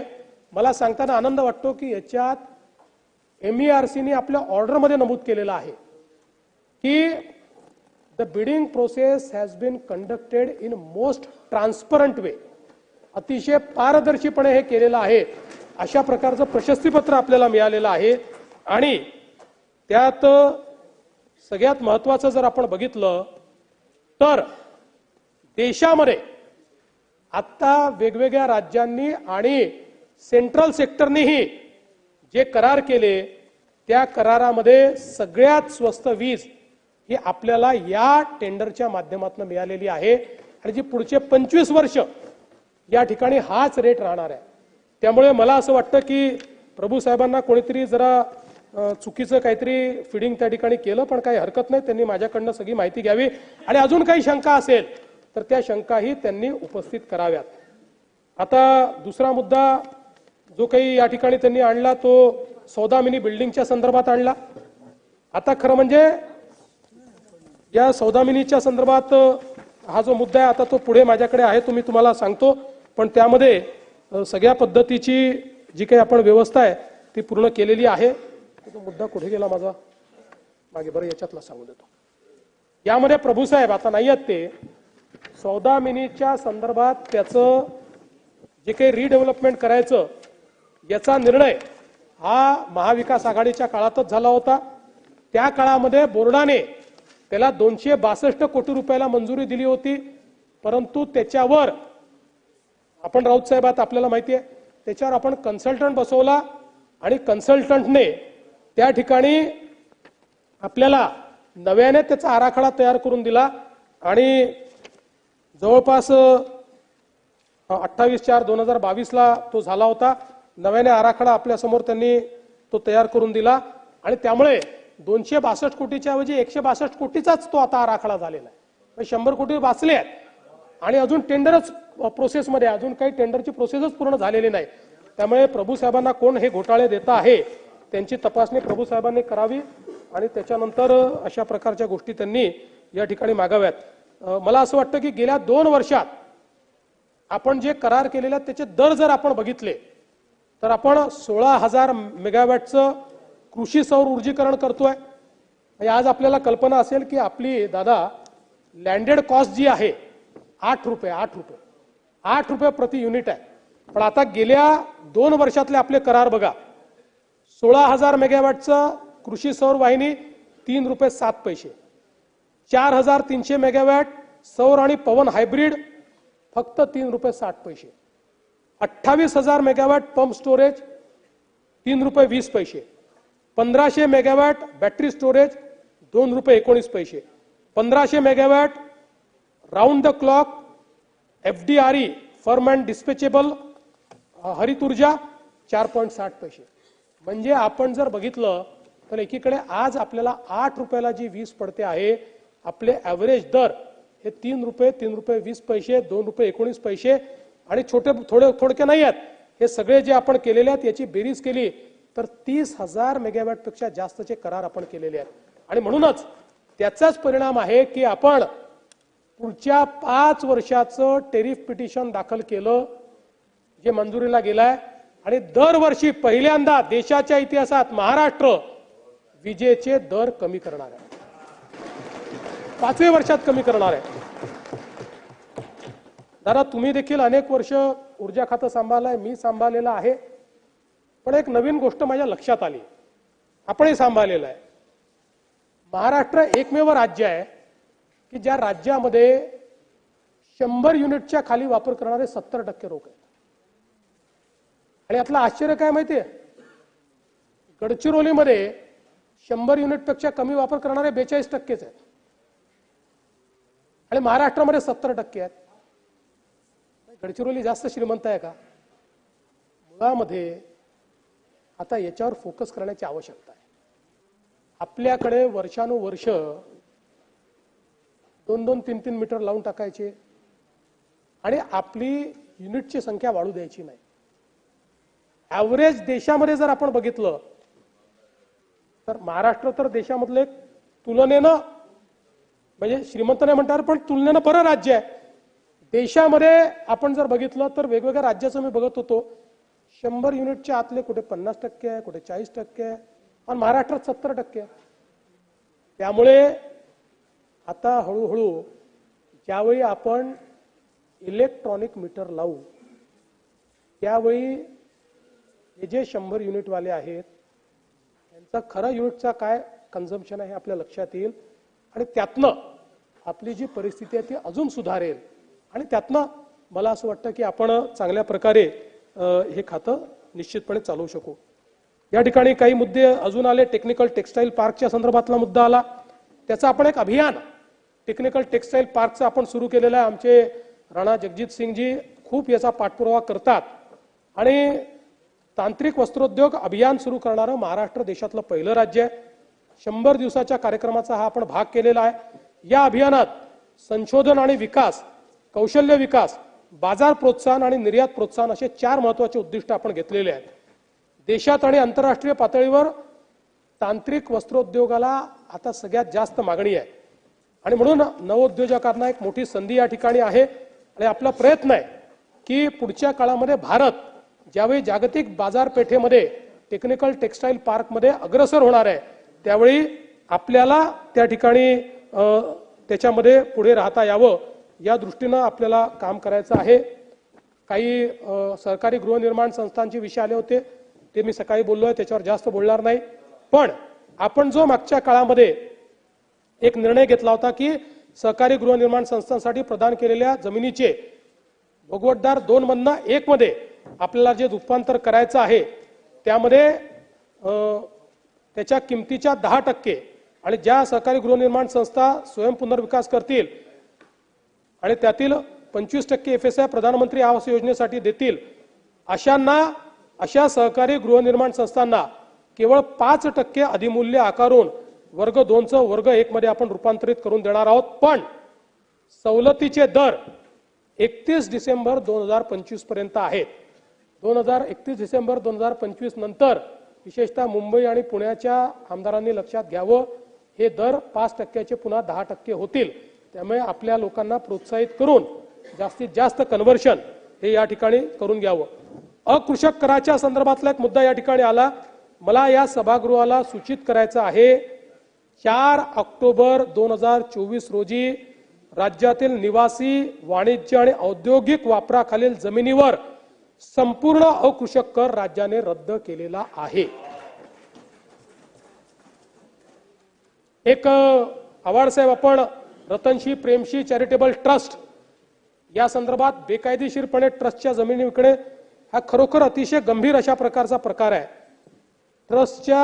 ट्रस्टीने हजारो कोटी रुपयाची जमीन ही परस्पर त्या ठिकाणी खोटे आणि बनावट कागदांच्या आधारावर विकून टाकली. सुदैवाने त्यांच्याच घरच्या सुपुत्राने तो घोटाळा काढला आणि त्या हायकोर्टापर्यंत लढला आणि लढून त्यांनी आता त्या संदर्भात कोर्टाने हे जे काही धर्मदाय सहयुक्त होते त्यांचे सगळे आदेश रद्द केलेले आहेत. आता या संदर्भात लॉ अँड ज्युडिशरी विभागाला मी विनंती केलेली आहे की त्यांनी या ट्रस्टवर प्रशासक बसवण्याची कारवाई सुरू करावी. कारण जर ट्रस्टी आणि हजारो कोटी रुपयाची जमीन 30-40 कोटी रुपयाला विकून टाकली होती, सुदैवाने हायकोर्टाने त्यामधनं तो रिलीफ दिला. त्यामुळे त्याच्यावर सगळ्या प्रकारची कारवाई जी आहे ती येत्या काळामध्ये निश्चितपणे करण्यात येईल. अलीकडच्या काळात जयंतरावांना कोणी चुकीची माहिती देत असते, त्यामुळे ते शासकीय वसाहतीच्या जागेवर SRA योजनेला मंजुरी कशी दिली असं आपण त्या ठिकाणी सांगितलं. खरं म्हणजे जयंतराव शासकीय जागेवर आपण मंजुरी देतोच, काही अडचणच नाही आहे. आणि याच्यामध्ये याचा प्रस्ताव 2006 साली आला. 2006 साली तो पुनर्विकासाकरता आशापुरा डेव्हलपरकडनं तो प्रस्ताव आला आणि मग ती नोटिफाईड झोपडपट्टी असल्यामुळे त्याला तो लागू आहे. आता याच्यामध्ये केवळ वाद काय होता, पीडब्ल्यूडी म्हणत होती ही जागा आमची आहे आणि शासन म्हणत होतं आमची आहे. तो वाद बरेच दिवस चालला होता. पण आता त्या संदर्भात जी काही सगळी सुनावणी झाली, ती सुनावणी झाल्यानंतर ही जागा शासनाच्या मालकीची आहे. हा रेव्हेन्यू ही रेव्हेन्यूच्या मालकीची आहे अशा प्रकारचा निर्णय त्या ठिकाणी झाला आणि त्यानुसार पुढची कारवाई या ठिकाणी चाललेली आहे. त्यामुळे यामध्ये कुठलाही घोटाळा नाही, कुठलंही नाही. हे नियमानुसार जे काही आहे ते या ठिकाणी झालेले आहेत. खरं म्हणजे झोपडपट्टी पुनर्वसन प्राधिकरणातील अनेक चांगले निर्णय हे शासनाने या ठिकाणी घेतलेले आहेत याची आपल्याला माहिती आहे. ज्यामध्ये आपण जे काही अभय योजना राबवली, ॲम्नेस्टी स्कीम, या ॲम्नेस्टी स्कीममुळे 23 योजना मार्गी लागलेल्या आहेत आणि 123 कोटी एवढे प्रलंबित भाडे हे आपण देऊ शकलेलो आहे. वेगवेगळ्या प्राधिकरणांमध्ये BMC, MSRDC, MMRDA, MCGM, CIDCO, MHADA, MIDC, Mahapreet, महाहाऊसिंग अशा वेगवेगळ्या संस्था आता रखडलेल्या ज्या काही योजना आहेत त्या योजना पूर्ण करण्याचा प्रयत्न करतायत आणि त्यामुळे 94 कोटी रुपयाचं घर भाडं हे त्या ठिकाणी देखील मिळालेलं आहे. त्याचप्रमाणे जवळपास 300 योजनांमध्ये 35,178 झोपडपट्टी धारकांना आपण पुढच्या 2 वर्षाचं आगाऊ भाडं हे अदा केलेलं आहे. जवळपास या आगाऊ भाड्याची जी काही रक्कम आहे ती 5,039 कोटी रुपये आहे. 539 कोटी रुपये आहे. हे 539 कोटी रुपये या ठिकाणी देण्यात आलेले आहेत. त्याचप्रमाणे थकीत भाडं जे होतं ते 880 कोटी, याच्यापैकी हे भाडं देण्यात आलेलं आहे. 288 कोटी अजून भाडं थकीत आहे, ते पण या ठिकाणी देण्यात येणार आहे. जवळच्या नात्यातल्या हस्तांतरणासाठी आता केवळ 200 रुपयाचं हस्तांतरण शुल्क हे आकारण्यात येईल. जवळचे नाते म्हणजे पती, पत्नी, मुलगा, मुलगी, नात, नातू, विधवा, सून यांना बक्षीसपत्राद्वारे आता आपल्याला अशा प्रकारचं काम करता येणार आहे. आणि यासोबत हस्तांतरण शुल्क देखील 50,000 रुपये करण्याच्या संदर्भातला निर्णय आता आपण घेतलेला आहे. जी हस्तांतरणाची कालमर्यादा आहे ही देखील आता आपण कमी केलेली आहे. मोठ्या प्रमाणात PAPचं निर्माण आपण सुरू केलेलं आहे. पात्रतेच्या संदर्भात आपण चांगली व्यवस्था उभी केली आहे आणि परिशिष्ट 2 अंतिम केल्यापासून 7 दिवसाच्या आत सार्वजनिक रूपाने संकेतस्थळावर ते प्रसिद्ध झालं पाहिजे, जेणेकरून याचं नाव घुसो त्याचं नाव घुसो हे करता येणार नाही. अशा प्रकारची व्यवस्था आता आपण उभी केलेली आहे. आणि सशुल्क पुनर्वसन हे देखील आपण आता ज्यांचं 2000 ते 2011 या कालावधीत जे पात्र आहेत त्यांचंही आपण पुनर्वसन करतो आहोत. आणि विशेषतः आता सगळ्या प्रणाली या संगणकीकृत करण्यात आलेल्या आहेत. त्याच्यामध्ये डोर टू डोर बायोमेट्रिक सर्वेक्षण, GIS मॅपिंग, झोपडीचा 360 डिग्री इमेज आणि जिओ टॅगिंग, बायोमेट्रिक एनेबल सर्वे मोबाईल ऍप्लिकेशन, आधार संलग्नीकरण, झोपडपट्टी माहिती व्यवस्थापन प्रणाली, रिमोट सेन्सिंग डेटा, या सगळ्या गोष्टींचा आपण उपयोग करतो आहोत. जेणेकरून एनेक्शर 2 नंतर लोक वाढले, एनेक्शर 2 मध्ये बोगस लोक आले, नवीन मजलाट काढून टाकला, अशा सगळ्या गोष्टी आता या ठिकाणी करता येणार नाही. सदनिका वाटप प्रणाली ऑनलाईन केलेली आहे. ऑटो DCR देखील त्या ठिकाणी आपण वापरतो आहोत. ऑटो एनेक्शरची व्यवस्था देखील आपण केलेली आहे. त्यामुळे मोठ्या प्रमाणात हे सगळं काम चाललेलं आहे. धारावी पुनर्वास जो प्रकल्प आहे यामध्ये आता त्याचं पहिलं OC आपण दिलेलं आहे. त्याचं काम देखील अतिशय जोरात चाललेलं आहे. आणि धारावीमध्ये पहिल्यांदा अपात्र लोकांना देखील आपण रेंटल हाऊसिंग मध्ये शिफ्ट करतो आहोत. कोणालाही बेघर करत नाही आहोत आणि त्यांनाही 12 वर्षानंतर रेंटल हाऊसिंग त्यांच्या नावाने करता येईल अशा प्रकारची व्यवस्था ही आपण त्या ठिकाणी केली आहे. जात पडताळणीच्या संदर्भातला एक महत्त्वाचा विषय या ठिकाणी आला. जात पडताळणीच्या संदर्भात खरं म्हणजे आपण जर बघितलं तर हे खरं आहे की खूप मोठ्या प्रमाणात प्रकरणं त्या ठिकाणी प्रलंबित आहेत आणि केवळ 3 अध्यक्ष कार्यरत होते. पण मी सन्माननीय बावनकुळे साहेबांचे आभार मानेन की आता जे प्रमोशन झाले त्यात त्यांनी थेट 19 अध्यक्ष हे आता जात पडताळणी समितीला दिलेले आहेत.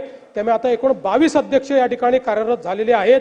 36 समित्या कार्यान्वित झालेल्या आहेत आणि या माध्यमातून आता ही प्रमाणपत्र वेगाने देण्याच्या संदर्भातलं काम हे निश्चितपणे आपण त्या ठिकाणी करू। आणि काही 2-3 विषय अजून जे काही याच्यामध्ये राहिलेले आहेत त्याच्यामध्ये सार्वजनिक बांधकामचा एक मुद्दा जयंत पाटील साहेबांनी मांडला होता। याच्यामध्ये जयंत पाटील साहेब Nagpur Chandrapur expressway, Bhandara Gondia expressway, Nagpur Gondia expressway आणि समृद्धी एक्सप्रेसवे, तर याच्यामध्ये जे काही निविदा दिलेल्या आहेत, हा समृद्धीचा छोटा पार्ट, म्हणजे त्याचा समृद्धीचाच पार्ट आहे हा, म्हणून समृद्धी। याच्यामध्ये ज्या काही आपण निविदा दिलेल्या आहेत, मुळामध्ये याचं जे एस्टिमेट तयार केलं होतं निविदा कॉल करताना ते 17-18च्या दरसूचीवर केलं होतं। आणि भाषण करत असताना चिठ्ठ्या पाठवू नका। तर या ठिकाणी आपण याचं जे काही एस्टिमेट होतं हे 17-18च्या दरसूचीवर होतं आणि आपण टेंडर बोलवले 22-23 मध्ये। आणि म्हणून आपल्याला माहिती आहे अशा परिस्थितीमध्ये आपण रेट ॲनालिसिस करतो।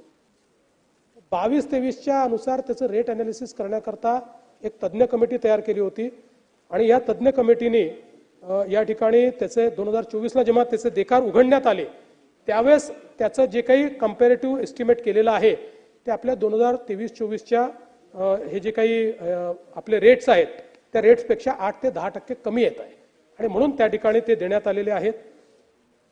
भूमी अधिग्रहण आणि एन्व्हायरमेंटल क्लिअरन्स होण्यापूर्वी कामे वाटप केली तर या संदर्भात खरं म्हणजे आपण जरी टेंडर काढलं तरी जिथे 70% आणि 90% असे 2 निकष आपण दिलेले आहेत। एवढं जमीन अधिग्रहण केल्यानंतरच कमेन्समेंट आपण अलाउ करतो, तोपर्यंत अलाउ करत नाही, त्याचं मीटर देखील तोपर्यंत जे आहे ते होऊ शकत नाही। आणि म्हणून अनेक वेळा काय होतं की या गोष्टी सायमल्टेनियस करतो वेळ वाचण्याकरता, पण साधारणपणे आता आम्ही हा निर्णय घेतलेला आहे की ज्या गोष्टींना वेळ लागतो त्या गोष्टी आधी पूर्ण करूनच मग आपण त्या ठिकाणी LOI द्यायचे, अशा प्रकारे पुढे आम्ही निश्चितपणे करणार आहोत। यामध्ये जसं मी सांगितलं की पुणे पश्चिम व पूर्व चक्राकार मार्ग याच्याही निविदा 17-18 प्रमाणे तयार केल्या होत्या। 22-23च्या दरसूचीवर आधारित जर आपण त्याची तुलना केली तर त्या 0.23% ते 0.25% अधिक आहेत, म्हणजे अर्धा टक्का देखील अधिक नाही आहेत।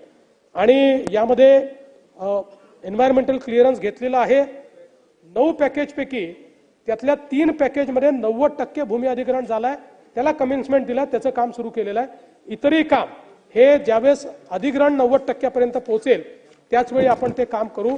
आणि म्हणून मला असं वाटतं की पण आपण केलेली सूचना चांगली आहे, निश्चितपणे आम्ही त्याचा पुढच्या काळामध्ये प्रयत्न करू। अमरावती विमानतळाच्या संदर्भात आता आपल्याला बेलोराचं जे विमानतळ आहे त्याला शासनाकडून परवाना प्राप्त झालेला आहे। आपला प्रयत्न आहे की या महिन्यातच तिथे फ्लाईट उतरावं आणि तिथनं रेग्युलर विमानसेवा सुरू व्हावी।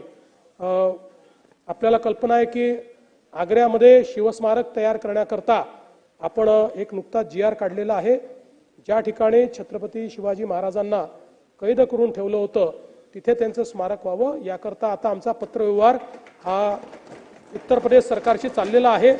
त्यांनीही ते स्मारक करायला मान्यता दिली आहे, पण आम्ही त्यांना विनंती करतोय की त्यांच्याऐवजी त्यांनी महाराष्ट्राला ते स्मारक करण्याची परवानगी द्यावी, त्या संदर्भात पत्रव्यवहार चाललाय।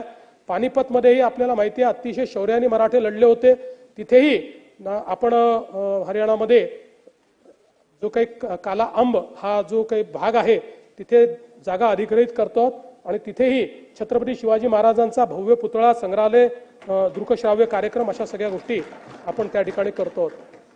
साधारणपणे आपण जर बघितलं तर एक मुद्दा नवीन शैक्षणिक संस्थांना मान्यता देण्याच्या संदर्भात या ठिकाणी आला होता, ज्याच्यामध्ये 14 महाविद्यालयांना प्रति महाविद्यालय केंद्र शासनाच्या प्रत्येक जिल्ह्यासाठी एक वैद्यकीय महाविद्यालय धोरणानुसार नवीन 12 महाविद्यालय गेल्या 2 वर्षापासून सुरू करण्यात आली आहेत।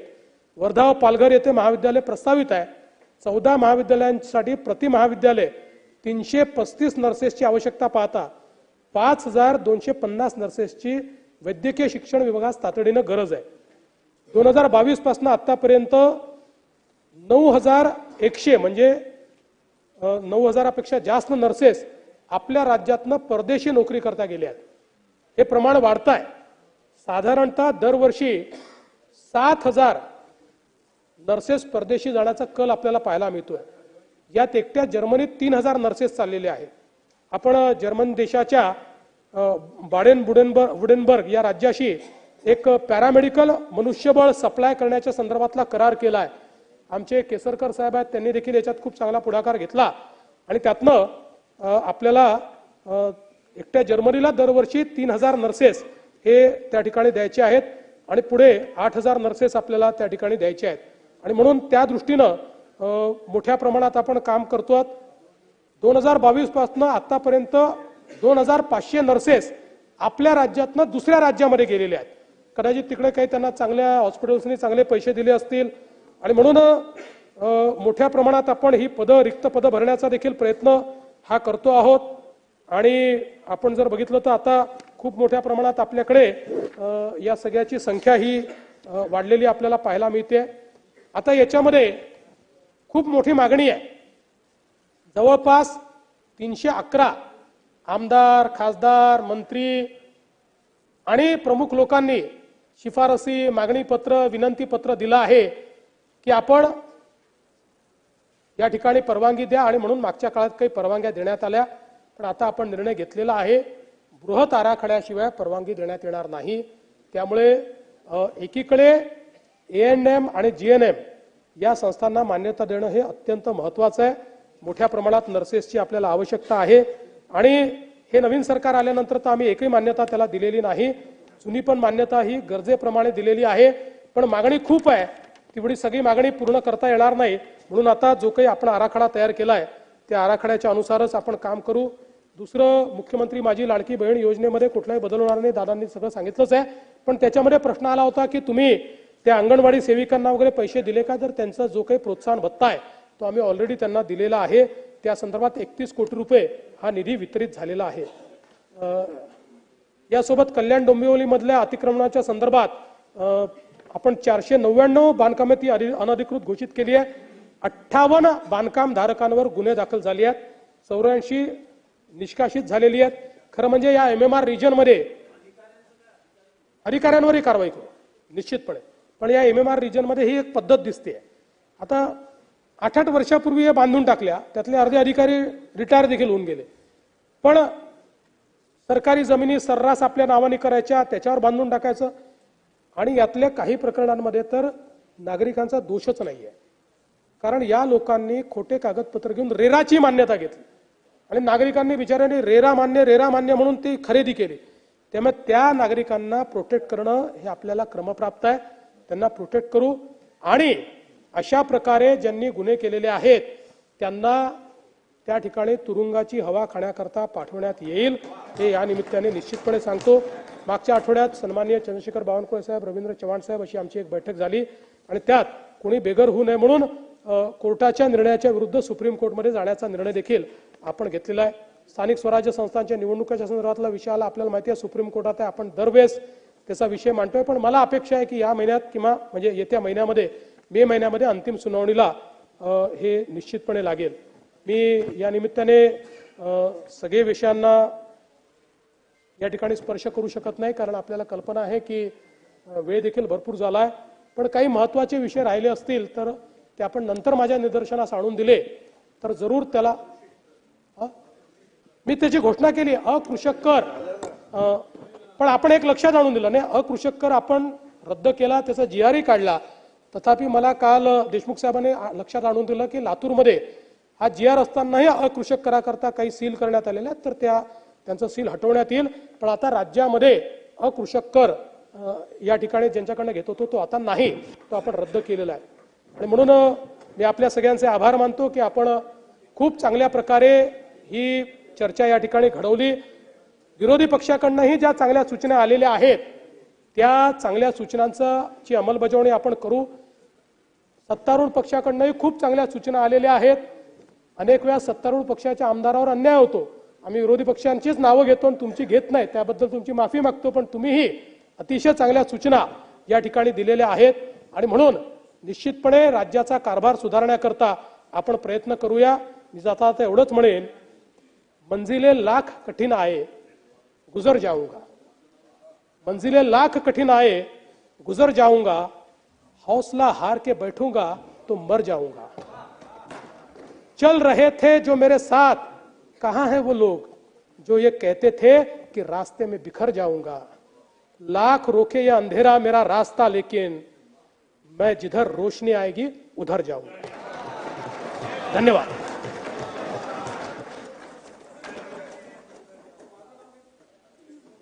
और डेप्युटेशन में केव्हा येणार? मुख्यमंत्र्यांशी काही वाद घालायचा नाही। राईट टू रिप्लाय बोला तुम्ही। मला मुख्यमंत्र्यांशी काही वाद घालायचा नाही, पण there is a basic difference between a postmortem report and a viscera report. Postmortem report is a comprehensive checking of the body immediately after the death, a suspicious death. And a viscera report is about the organs and the fluid into it, which checks about the organs and the fluid and ascertains the fact whether some poison was inserted into the body. There is a basic difference. मला माहित नाही तुम्हाला काय सांगण्यात आलेलं आहे, पण संतोष सूर्यवंशीच्या केसमध्ये जो पहिला पोस्टमार्टम रिपोर्ट आहे, त्या पोस्टमार्टम रिपोर्ट मध्ये हे स्पष्ट होतं की त्याला मारहाण झाली आणि त्या मारहाणीच्या धक्क्यातनं त्याचं निधन झालं। विसेरा रिपोर्ट मध्ये जे ऑर्गन्स काढण्यात आले असतील, ऑर्गन्स कदाचित डॅमेज झाले नसतील, एखादा मुका फटका असा बसतो की माणूस जागच्या जागी मरतो, पण म्हणून त्या मृत्यूला तो फटका जबाबदार होत नाही, असं होत नाही। Viscera is all about fluids and organs. त्यामुळे मला वाटतं की ह्याच्यात कुठेतरी गफलत होते। ह्याच्यामध्ये या रिपोर्ट पे असं न हो की संतोष सूर्यवंशीला न्याय मिळणार नाही। सोमनाथ सूर्यवंशी अध्यक्ष महोदय सांगितलं। अध्यक्ष महोदय, नर्सिंग कॉलेजच्या बाबतीत आपण जो खुलासा केला त्याच्यामध्ये माझं मत आहे की एका खोलीत नर्सिंग कॉलेज, एका खोलीत नर्सिंग कॉलेज, 2 खोल्यात नर्सिंग कॉलेज, बिल्डिंगच नाही तिथे नर्सिंग कॉलेज। ठीक आहे, आमदारांची मागणी आहे, खासदारांची मागणी, यांची मागणी, सगळ्यांची मागणी आहे, पण या मागणीचा विचार करता मुख्यमंत्री महोदय 1960 पासून आजपर्यंत 483 कॉलेज आणि एका वर्षात 405 कॉलेज। मलाही माहिती आहे की आपल्याला कोएलिशनचं कंपल्शन आहे, पण ते कंपल्शन तुमचं नाव खराब करेल इतक्यापर्यंत अंगावर घेऊ नका। याची चौकशी झाली पाहिजे। हे कॉलेज जे आहेत की नाही हा तर रिपोर्ट ठेवा। अध्यक्ष महोदय, आम्ही 2 आरोप केले। एक होता तो नर्सिंग कॉलेजचा आरोप आणि त्याच्यामध्ये मी रेट कार्ड दिलंय। मी रेट कार्ड आपल्याला पाठवून देतो। चंदनवालेचं रेट कार्ड, मुजावरचं रेट कार्ड, हिरेचं रेट कार्ड आणि कसे 50 लाख ते 1 कोटी घेतले गेले ह्याच्याबद्दलचं रेट कार्ड। दुसरं, नागपूर पोलिसांबद्दल आपण बोललात। खरं तर हा विषय हा फार गंभीर आहे, पण अध्यक्ष महोदय जी चादर जाळली गेली ती चादर दिली कोणी हो? कोण आहे प्यारे खान? आणि आपणही आंदोलन करत होतात आयुष्यभर, मीही आंदोलन केलं आयुष्यभर। आपण जेव्हा एखादा पुतळा जाळतो तेव्हा पोलीस पहिल्यांदा काय करतात तर आपल्या हातातनं पुतळा हिसकावून घेतात। मग असं काय झालं की ती चादर तिथे 15 मिनिट जळतच राहिली? ह्याच्यात पोलिसांचा निष्काळजीपणा नाही का? हा एक साधा प्रश्न महाराष्ट्रात विसरला जातोय। त्या दंगलीचं कोणी समर्थन करणार नाही, त्या चादरीबद्दल कोणी काही बोलणार नाही, पण ती चादर पोलिसांनी उचलली का नाही? ती जर उचलली असती वेळेवर 1 मिनिटात तर या अफवा पसरल्या नसता आणि दंगल झाली नसती। अध्यक्ष महोदय, टोलचा भ्रष्टाचार त्याच्याबद्दल आपण काहीच उत्तर दिलं नाही।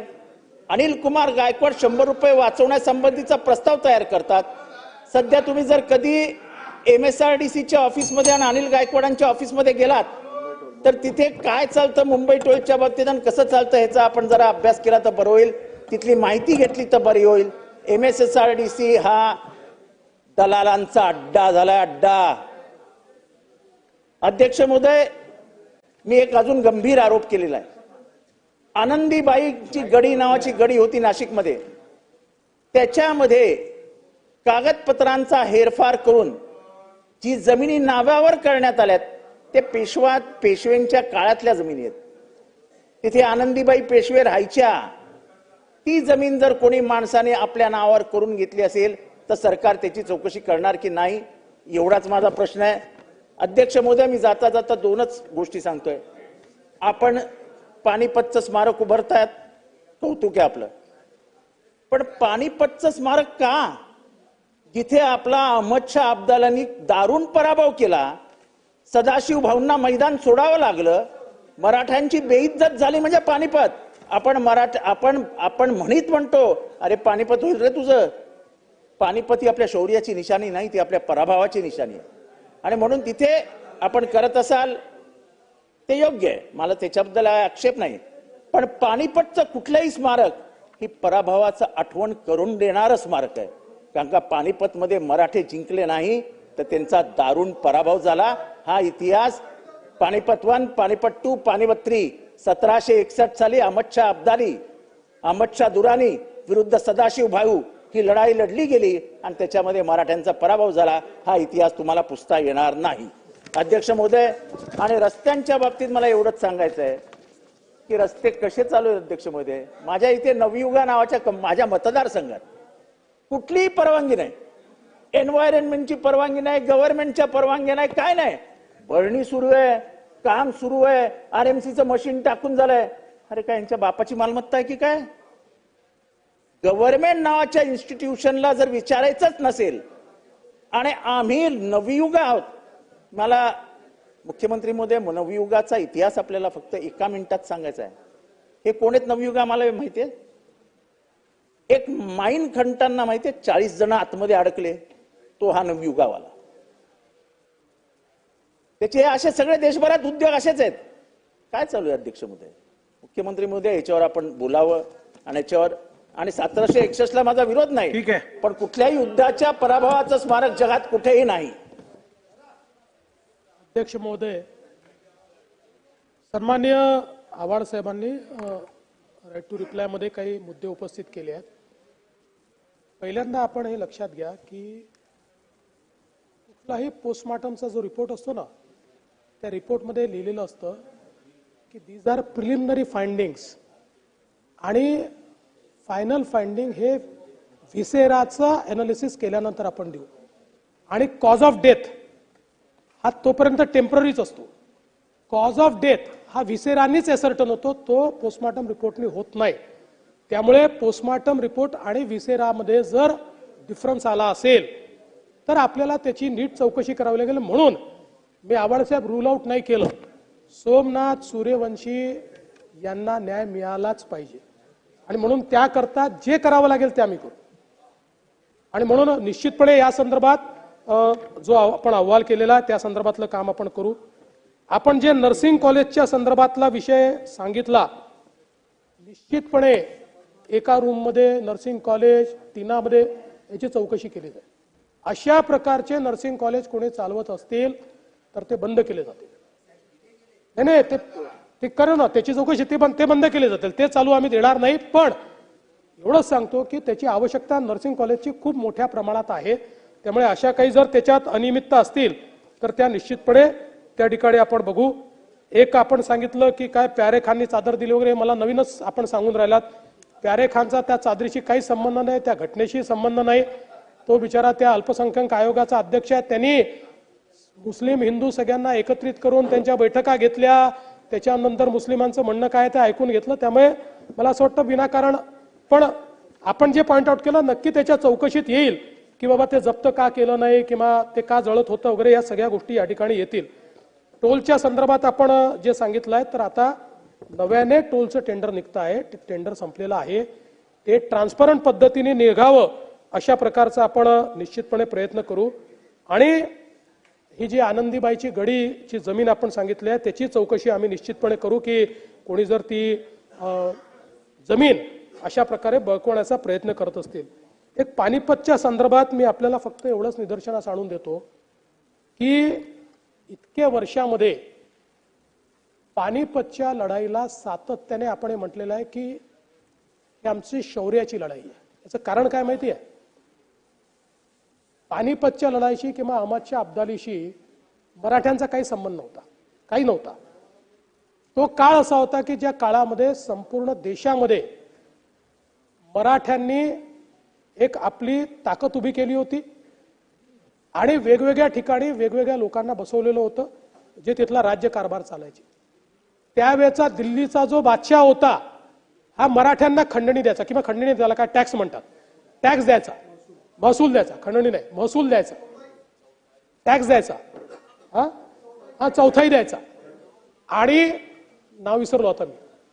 आणि ज्यावेळी अहमदशाह अब्दालीने येऊन या ठिकाणी दिल्लीवर कब्जा केला, त्यावेळी त्यांनी मराठ्यांना पत्र लिहिलं की दिल्ली वाचवण्याकरता या. काही काम नव्हतं मराठ्यांचं, देशातलं कोणी गेलं नाही. मराठे तिथे गेले, मराठ्यांनी दिल्ली जिंकली, अब्दालीला हरवलं. अब्दाली पळून यमुनेच्या पार जाऊन बसला. यमुनेच्या पार जाण्याची तयारी देखील मराठ्यांनी केली. त्या दरम्यान अहमदशाह अब्दालीने मराठ्यांना एक पत्र पाठवलं आणि त्या पत्रात त्यांनी म्हटलं की तुम्ही शूर आहात, तुम्ही वीर आहात, मला तुमच्याशी लढायचं नाही, आपण समझोता करू, तुम्ही हे मान्य करा, पंजाब, सिंध आणि बलुचिस्तान हा माझा प्रदेश राहील आणि उरलेला भारत हा मराठ्यांचा, हे मी मान्य करतो. आपल्याला कल्पना असेल, मराठ्यांनी अटकेपार झेंडे लावले होते. अफगाणपर्यंत या अहमदशाहला पूर्ण परास्त करून अफगाणमधनं आपण आलो होतो, त्याचा बदला घेण्याकरता आला होता. पण त्याला हे लक्षात आलं की या बलाढ्य मराठ्यांपुढे आपण या ठिकाणी टिकू शकणार नाही. आणि म्हणून त्यांनी सांगितलं की हे 3 प्रांत, आता याचा काही मराठ्यांशी संबंध होता, पंजाब, सिंध आणि बलुचिस्तान. पण मराठ्यांनी त्यांना उत्तर पाठवलं, 1 इंच जमीन तुम्हाला आम्ही देणार नाही. अरे या 3 ठिकाणी मराठे राजा नव्हते, या ठिकाणी मराठ्यांना मानणारे किंवा त्यांच्याशी संलग्न असलेले, संधी केलेले लोक त्या ठिकाणी राज्यकारभार करत होते. पण मराठ्यांनी त्या ठिकाणी ठरवलं आणि त्यानंतर ती लढाई झाली.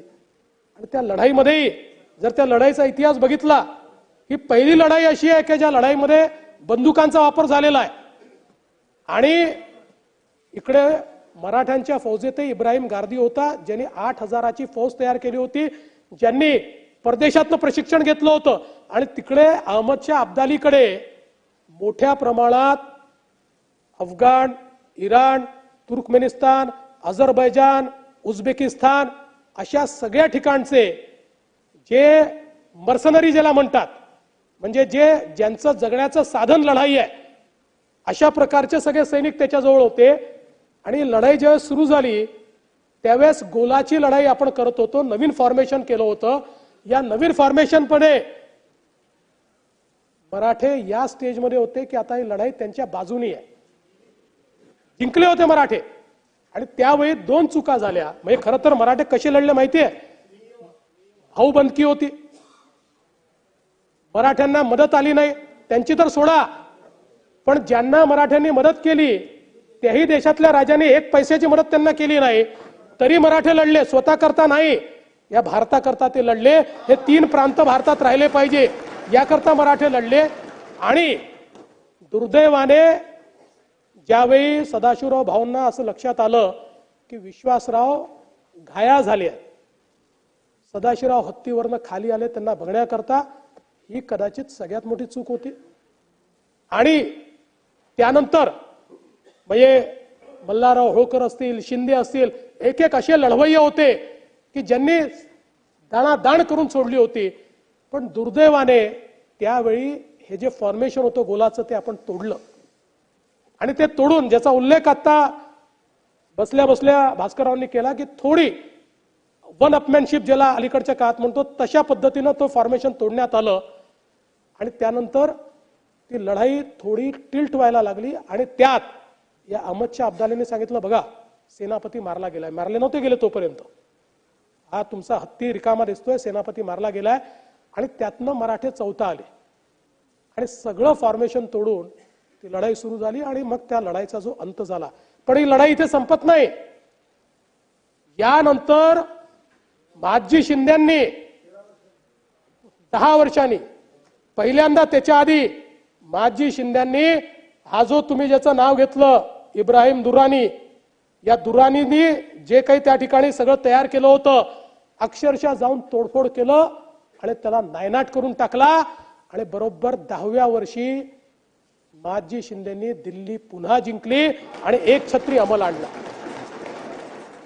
आणि यात सगळ्यात महत्वाचं काय आहे, यात महत्वाचं हे आहे की आपण म्हणता ना, अहमद शाह अब्दाली लढाई जिंकला, अहमद शाह अब्दाली देशात थांबलाच नाही. खरं म्हणजे ही लढाई जिंकल्यानंतर तो भारताचा अनभिषिक्त राजा झाला होता, पण मराठ्यांनी त्याचे हौसले इतके पस्त केले होते की पानिपतच्या लढाईनंतर तो आपल्या गावी परत चालला गेला. त्याने त्याच्यानंतर लढाई केली नाही. आणि म्हणून पानिपतच्या लढाईला मराठी माणूस कधी, ते शल्य आमचं आहे, पण कधी पानिपतच्या लढाईमध्ये आमचा पराभव झाला असं आम्ही मानत नाही. त्या पानिपतच्या लढाईमधनं ऊर्जा घेऊन महादजी शिंद्यांनी पुन्हा एकदा या संपूर्ण भारतामध्ये छत्रपती शिवरायांचा भगवा झेंडा हा दिल्लीवर लावला आणि भारतात मराठ्यांनी पुन्हा एकसंघ राज्य स्थापन केलं. आणि म्हणूनच ही मराठ्यांच्या शौर्याची लढाई आहे. स्वतः करता लढले नाहीत, या देशाकरता मराठे लढले. आणि म्हणूनच या ठिकाणी आमच्या शौर्याचं स्मारक हे तयार झालं पाहिजे. आणि छत्रपती शिवाजी महाराज जे आमच्या शौर्याचं प्रतीक आहे त्यांचा, आणि ही आपली मागणी नाही आहे, आपले जे मराठे तिथे राहिले, रोड मराठा आहे आमचे तिथे, ते सगळे माझ्याकडे आले आणि त्यांची खंत होती. मी मुख्यमंत्री म्हणून गेलो तर त्यांना इतका आनंद झाला. आमचा प्रयत्न असेल दरवर्षी मी किंवा कोणीतरी उपमुख्यमंत्री त्या ठिकाणी जावा, मोठं शौर्य प्रतीक ते त्या ठिकाणी तयार करतात. त्यांची खंत होती की मराठ्यांनी इतकी मोठी लढाई केली, ही जागा आहे, इथे स्मारक छोटंसं त्या काळात तयार झालेलं आहे, पण त्यानंतर काही झालेलं नाही आहे, ते चांगलं स्मारक व्हावं. आणि त्यांची इच्छा होती की या ठिकाणी छत्रपती शिवरायांचा अश्वारूढ पुतळा हा तयार व्हावा. आणि म्हणूनच हे स्मारक आपण करतोय. त्यामुळे आपली भावना चांगली होती, पण कृपया याला पराभवाचं प्रतीक मानू नका. यातनंच आपण विजय मिळवलेला आहे. मराठे विजयी झाले आणि हा देश एकसंघ ठेवलाय आणि म्हणून आपण या ठिकाणी हे स्मारक करतोय. एवढंच मी आपल्या निदर्शनास आणून देतो. सभागृहाने या प्रस्तावावर विचार केलेला आहे. भारतीय गणराज्याच्या 75व्या वर्षानिमित्त भारताच्या संविधानाची गौरवशाली अमृत महोत्सवी वाटचाल या विषयावर चर्चा, पहिला दिवस.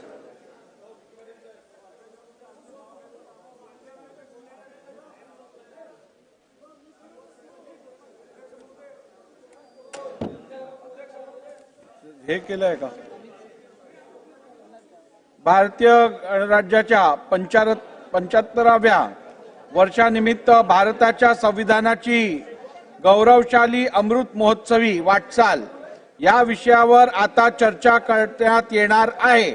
अमित साटम.